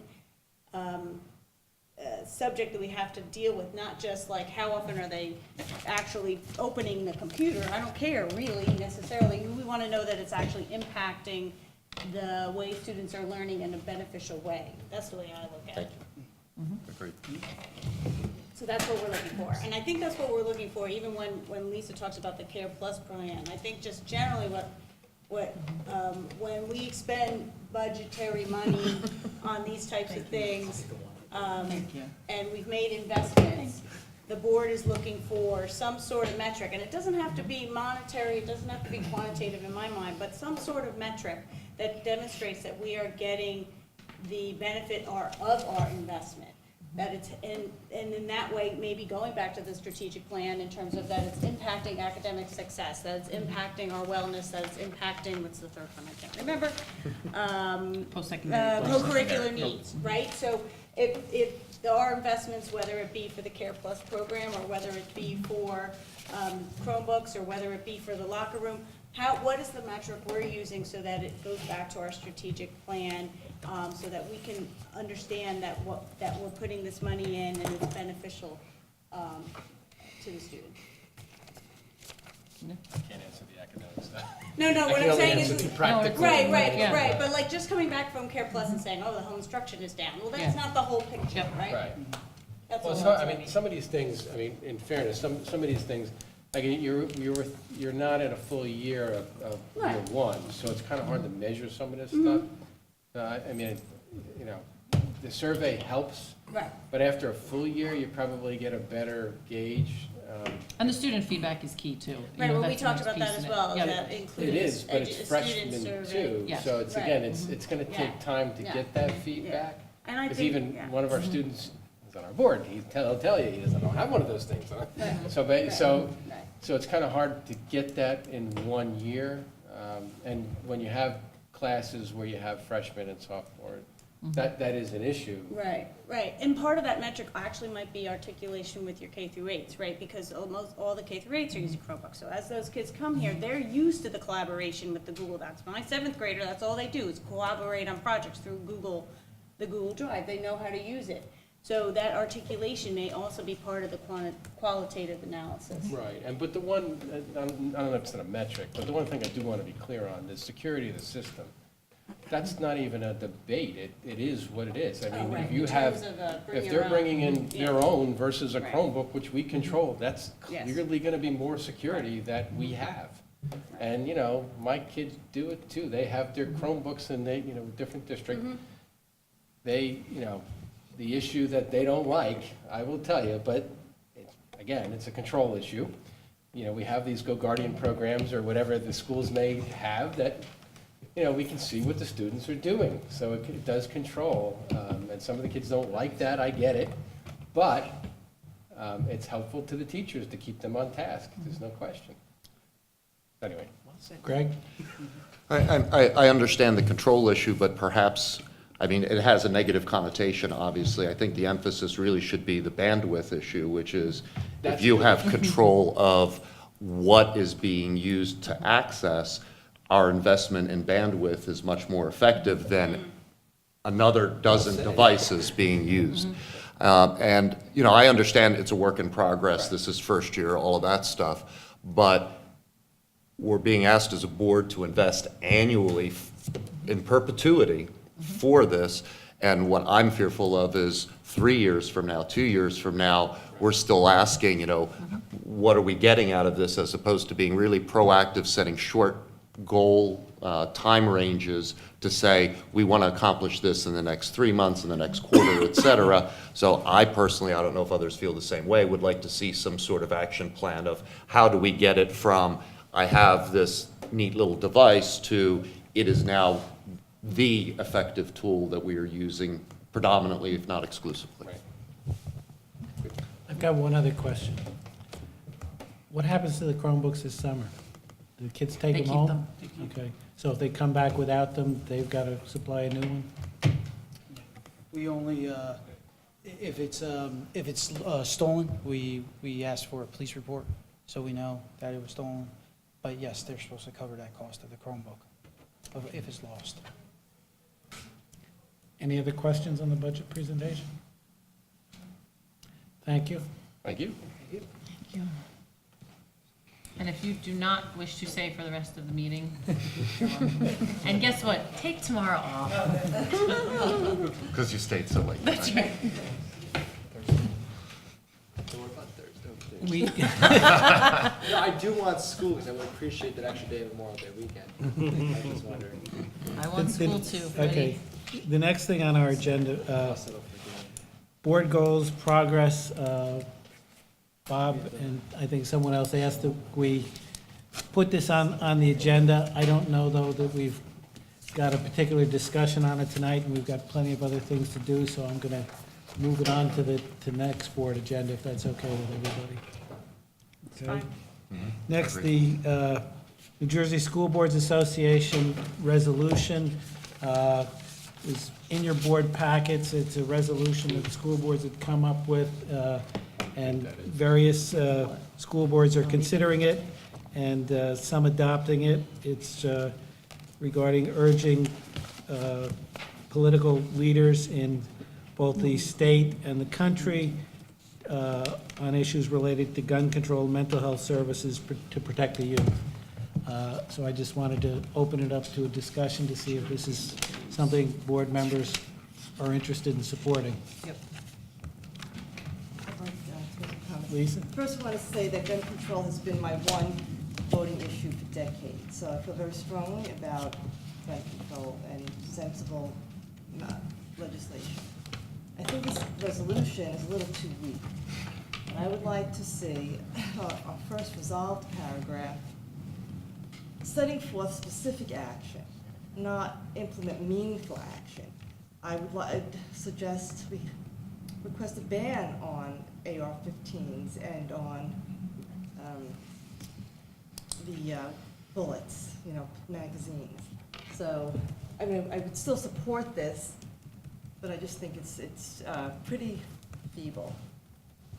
You And know, this was developed by New Jersey School Boards Association, Yes. the resolution? Mhm.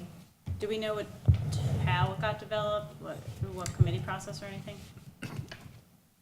I'm not certain, I just know it was something It was done something fairly that they quickly developed after in the- Parkland. Yeah, it probably didn't get a lot of, too much committee discussion, I suppose. Look, but what message you say, if you do support it, you know, what are you saying? You know, take meaningful action.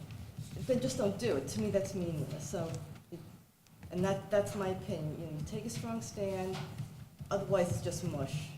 It's just a lot of noise. And, you know, I would like some feedback. Right, so we have the option, right, of just joining in what New Jersey School Boards Association does as a resolution, or as our own board, we can create our own resolutions. Or not decide not join to at do all. anything, yes. Or not join at all. Yes. So when, in terms of that, the question becomes, you know, are we all in agreement on the wording? I frankly agree with Lisa, that I would like more of an aggressive resolution that goes to the state as well. But we, you know, the problem is can we do that as a full board and make that decision without everybody here tonight? I don't know that that's the best recourse without. I think tonight is just a discussion meeting. In Okay. any event, that we would bring this back for 2 weeks from now, Okay. rather than vote on it tonight. Okay. But I wanted to get a sense because if there's, you know, not board support for it, we wouldn't even bring it back. But anyone else want to offer an opinion? Greg? I'm just full of opinions. So it seems that I'm becoming some of the more senior members of this board, along with Lisa and others. So I want to remind those of us who've been here for a while, as those who are new, that we've had this exact same discussion when Mr. Horowitz was president of the board. And I would agree with Lisa's comments that the resolves really have very little impact or meaning as they are written. That doesn't necessarily mean that I'm supporting something stronger, but I can't support it as written because it really doesn't say anything. The second comment that I would make is that we are representatives of our community. So if we as a board are making a stand, we should be very cognizant of how our community members feel about this and represent them. And if whatever draft resolution we decide to potentially support, that we are finding a way to know that that is what our community wants us to support. Third is addressing the national level, i.e. President Trump and Congress, I think is way out of our purview as a Board of Education of a township. We, in no uncertain terms, are a state subsidiary that is responsive to the state, and the state is responsive to us. So to me, if you're going to have a meaningful resolution, it really needs to be addressing our state legislators as opposed to our federal legislators. And to that point, if you're going to be aware of the politics on gun control and gun legislation, the ability of the state to act is substantially better than the federal government to act. And ultimately, it is a state decision that will trump, pardon the pun, a federal decision. So if we're going to draft and support a meaningful resolution, I think it should be focused at the state level. No, I disagree because you don't understand the politics of how this all works. We have strong laws in this state. That's not the issue. It is a federal issue. I disagree, and a decision has to be made on the federal level. And I understand what you're saying about our communities. You know, this is an issue. I vote with my conscience, and if you don't like it, don't elect me. I feel very strongly about this. So, And I also think that we're not elected officials where we're elected officials, but our main goals through our School Ethics Act is to do everything that supports the students in the school district. So there's nothing in the School Ethics Act that says we have to go back to our constituents and explain why it's gonna impact them. Our main way of voting is supposed to be, how is it gonna best protect or best help our students? So when you think about these things, that's the way I think about them. We're not partisan, right? We're not Democrats or Republican when we are voted into office. It's a nonpartisan position. And again, we swear every year that what we're gonna vote for is gonna be the best for the students. And I'm paraphrasing, but that's essentially what the School Ethics Act in my mind says. So I do agree, though, that it's hard to have an impact at the national level with sometimes these resolutions. But there is this idea that if this is going to if we believe that this is going to be best for our students, there's nothing wrong with sending it to the federal government. I also believe it should go to the state government. It should go to, if we. Well, it is, it's Yeah. resolved, we're sending to all these representatives. Okay, and. Federal and state. And state, okay. Chris? My feeling on this stuff is that, I'm jaded, I've been doing this way too long, but I think better than arguing about the merits of these resolutions is that we have a procedure for dealing with them, and maybe a subcommittee that meets and comes up with something, and then you have an up and down vote, and people can vote, and you can say no, or you can say yes, because we're never all going to agree, We're 10 strong on this board with opinions, and we often agree, and we often disagree, and it's okay. But maybe there can be a process for coming up with these types of resolutions in the future that would be not so wasteful of time on a stormy night when Netflix is waiting, John? I say, well, we should put it to a vote. That's my opinion on it, so, what everyone's here. Ready? I think we should wait till more board members are here before we further discuss this. So I say that, when everyone's here, maybe then we can put it to a vote. But no one's ever all here, so. Well, next meeting.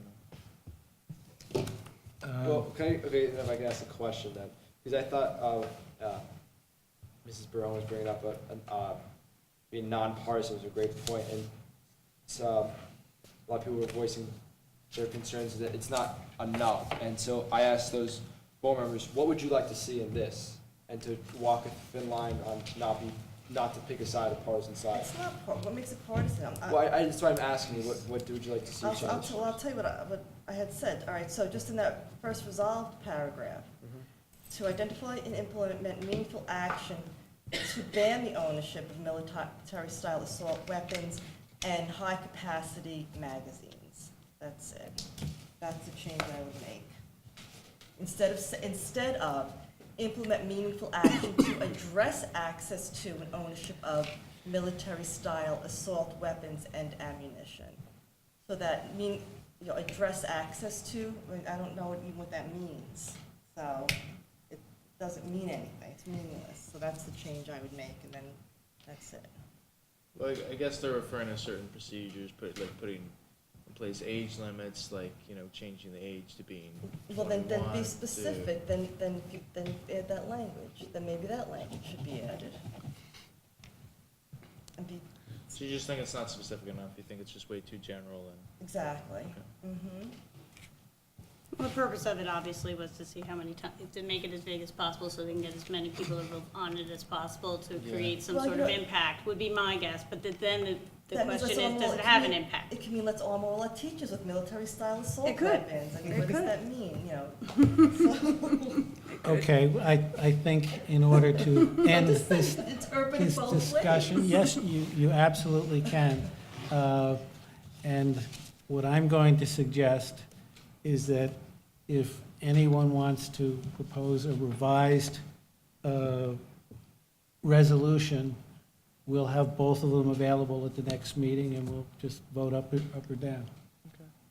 All right, so I should move now to amend this, or how do you want to do this? Want me to submit Submit a written one. I'll Do you submit want a to send written it to one. You can us? just submit it to, yeah. All right. And we'll share it with everyone. All right. And excuse me, John, if you want To add, I don't know if you agree with what you said, but if you think you want to make some changes, then. I like what you're saying. I like what you're saying. I like your ideas on it. Next agenda items, we're finally here. We have 5 pages of 7 pages of agenda items for the meeting 2 weeks from now.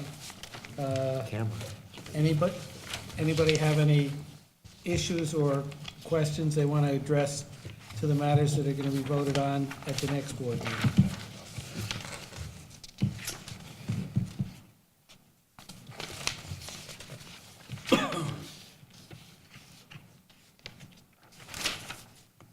The last 3.5 pages are just the ed services overrides when we do joint transportation.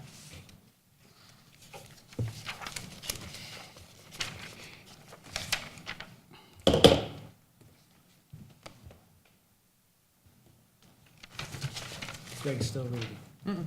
No? Okay, hearing none, we will move on.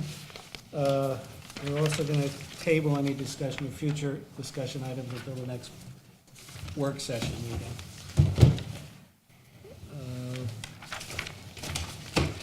So who's moving all the action items? Which brings us to the action items on page 9 of 10.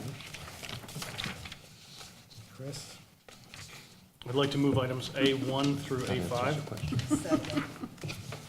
Any discussion on items A1 through A5? Mr. Stiles, can we have a roll call vote? Ms. Barone? Yes. Mr. Collins? Yes. Ms. Mizio? Yes. Fahey? Yes. Mr. Hayek? Yes. Dr. Shabilsky? Yes. And Mr. Fallon? Yes. Motion's carried. I'd like to move item C1.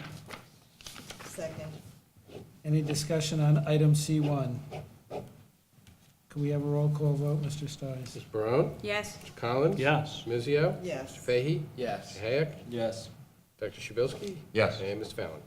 Yes. Motion's carried. I'd like to move items D1 through D3. Second. Any questions or discussion on items D1 through D3? Mr. Stiles, can we have a roll call vote, please? Ms. Barone? Yes. Mr. Collins? Yes. Ms. Mizio? Yes. Mr. Fahey? Yes. Mr. Hayek? Yes. Dr. Shabilsky? Yes. And Mr. Fallon? Yes. Motion's carried. We're now at the second opportunity for public comment. Some of us have been on this board long enough to know when that didn't take place until 11:15 at night. I'm happy we're not there tonight, but please come up and address the board. Hi, my name is Trucklan Vu. I live at 125 Hillcrest Road. I just wanted to comment on 2 things that you guys have Hillcrest talked about. in Warren or Watchung? Oh, in Warren, yeah. Don't go to Watchung, it's not our Or Long house. Hill. I forgot what. I got excited, there's someone from watching. Sorry. So I just wanted to comment on 2 things. The first one is the discussion that I know the Education Curriculum Committee had talked about in the presentations that we had earlier today about the leveling of the orchestra. I am a former orchestra and choir person. Unfortunately, the high school I went to did not have an orchestra program, so the only option that I had was to take choir. And I would think from what it sounds like that the band and the choir programs are leveled in their classes, and that I would consider the message that you send to the orchestra students when you don't level that 3rd class, when typically orchestra, choir, and band all kind of go together and lump together in the performing arts. I would imagine that if I was a high schooler at this time and I had to choose between a non-leveled orchestra course and an honors choir course, that a student that would do both would choose the honors one, because it would boost their GPA a little bit more, even though it sounds like from the colleges you've spoken to that it might not matter. For the students that are in it every day, I think to them that GPA and that weighted average still does matter. So I would ask the board and the curriculum committee to continue those conversations, to consider the message that it sends not only to the community and the parents, but also to the students that you have when they're going to be choosing potentially between 1 or 2 or possibly 3 different performing arts courses.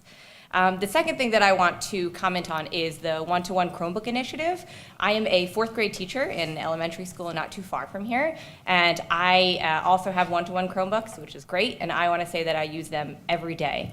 And it's been a very big change from coming from a classroom in third grade with no Chromebooks at all to move into a classroom that had Chromebooks available to them every day. So I would encourage you to not only think about the qualitative data or the quantitative data that you've taken with your staff, but also to consider the qualitative data that you could do with interviews or focus groups, even with students as well, to talk about how not only the teaching has changed in those classrooms, but also how the learning has changed. There's a really big learning curve for all of the teachers that are involved. I would encourage you to talk to your administration or your teachers and think about what kind of targeted professional development you could do for those 9th and 10th grade teachers. I know every day that I am continually working as a teacher to help my fellow teachers incorporate technology into their own classrooms, especially for the teachers that have been there for 10, for 15, for 20 years. It's a really big learning curve for them to learn and feel like they're still a step ahead of the students if they're going to use that technology in their own classroom. And I know that teachers, from our own perspective, want to feel confident in using something in their classroom. So I think for the teachers, especially if you target them, especially in the summertime or in the beginning of the school year, now that you will be going into a school year with 9th and 10th graders having Chromebooks available in their classroom, that there are millions of opportunities for how teachers could be using that in almost every single subject area. Thank you. Thank you.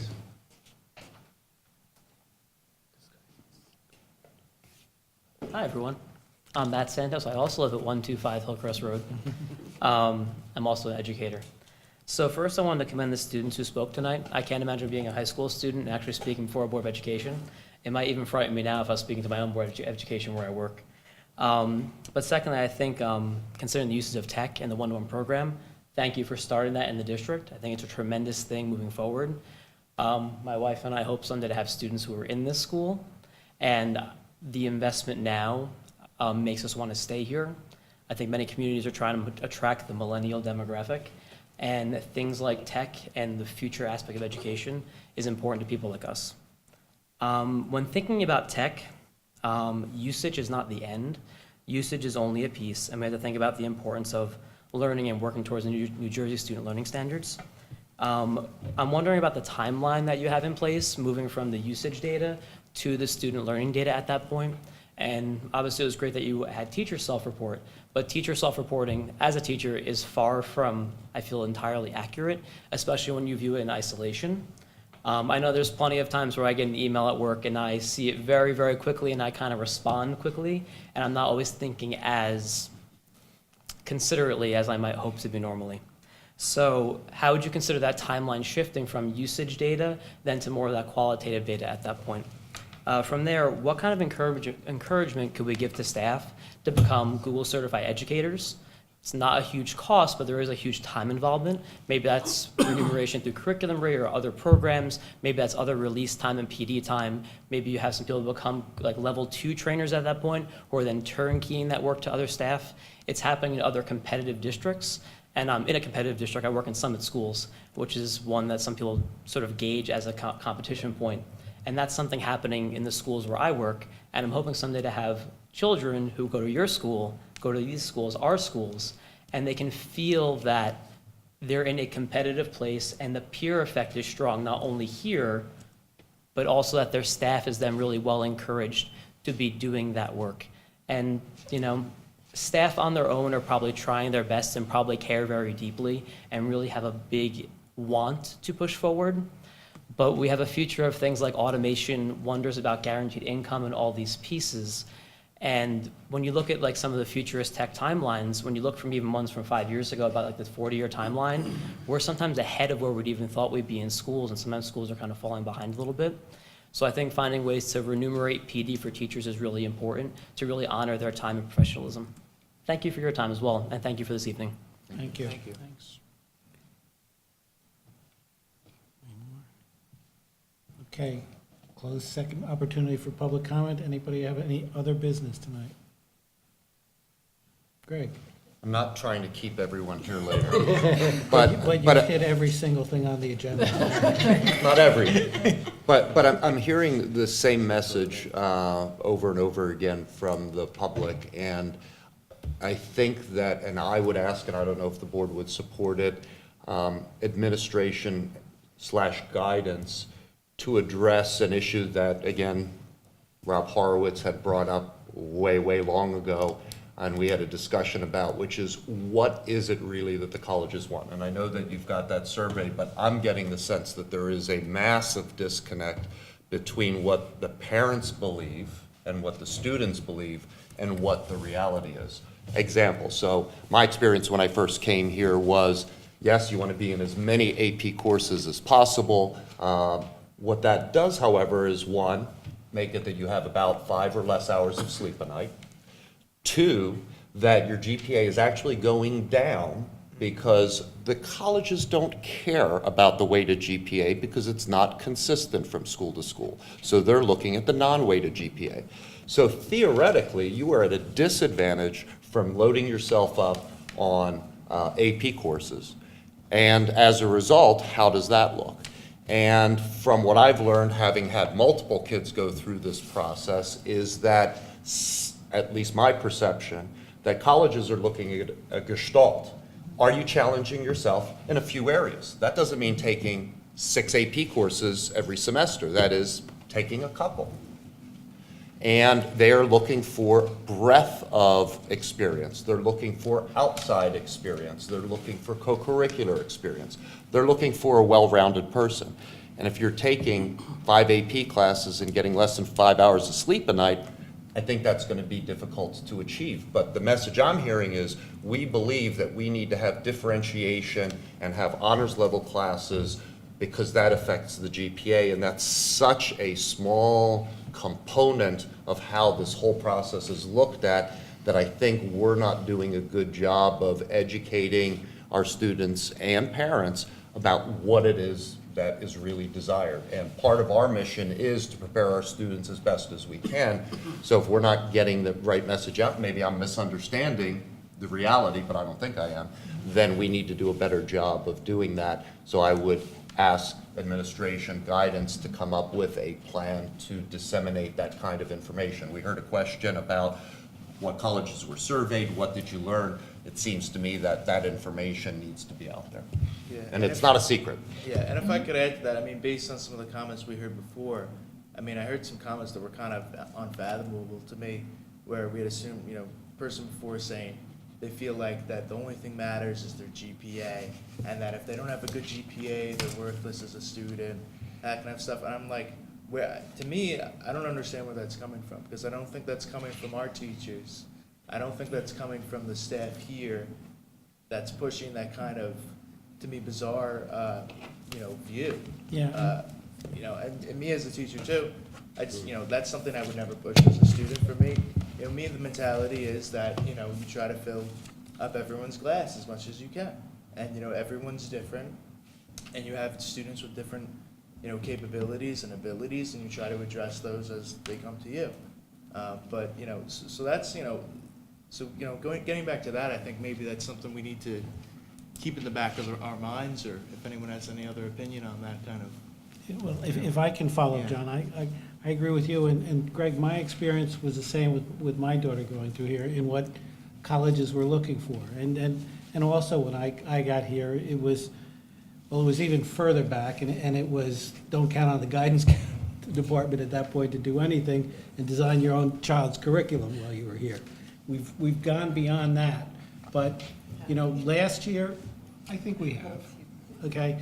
But I think the survey that was done as part of the strategic planning was a real effort by both the administration and the people involved in the strategic plan to get some real data out there.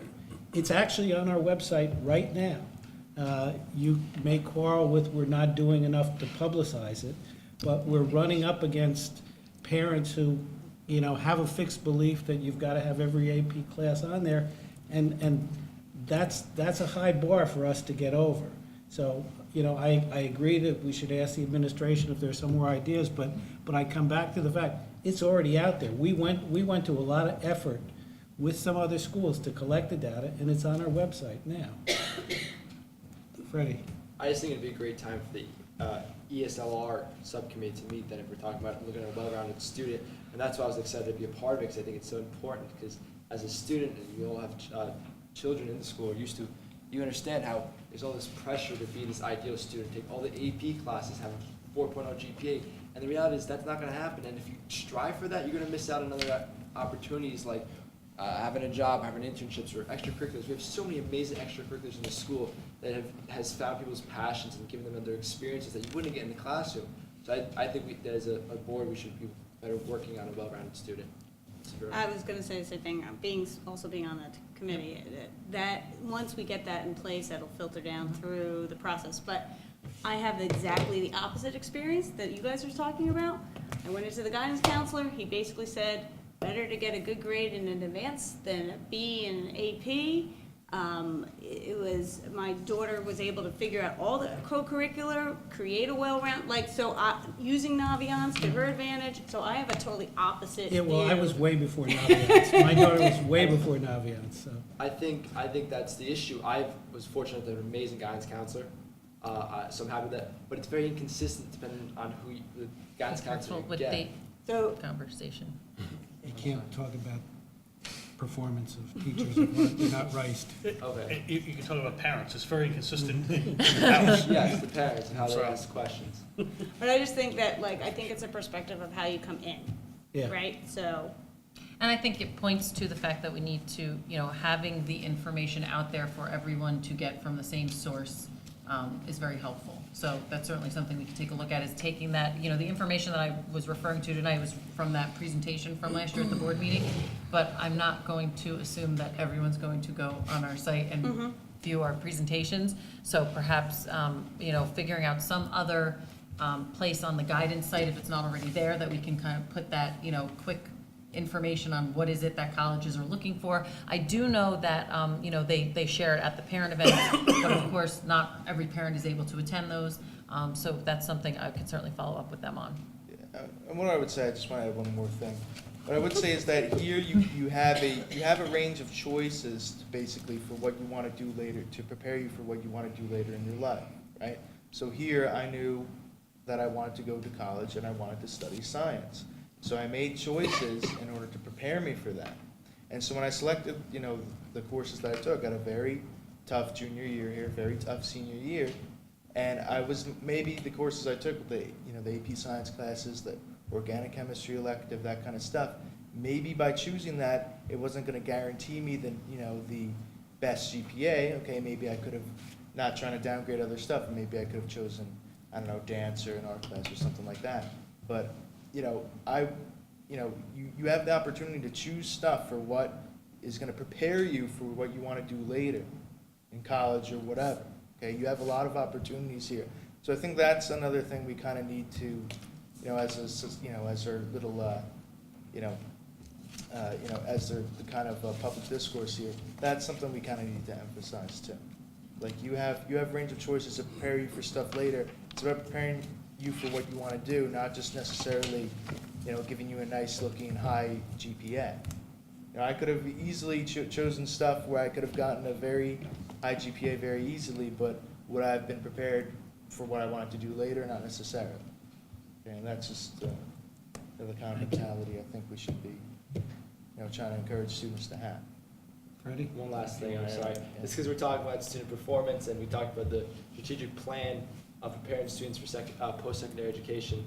And so I reached out to the president of RBCC, because of a friend I have, and only 54 students were enrolled there from our previous class, but of those 54 students, about 66% needed college remediation courses coming from our own school for math. And in English, 54 needed English remediation courses. And I think those numbers really shocked me coming from our own school. So I just think that we, as a board and education councils, we need to look to how to better prepare these students. Because these are just for RBCC. Maybe these students are also requiring remediation courses in college. So I think we need to better look at how we're preparing all our students. And I could send this to you. I'm not sure that that's entirely accurate, because any of our students going to the community college, we actually have them take the AccuPlacer and really make sure that they pass it so they don't need remedial courses. So, yeah, send me what you have, sorry. because. I was just reading as I had it, and I could be wrong. Because we do try and address that.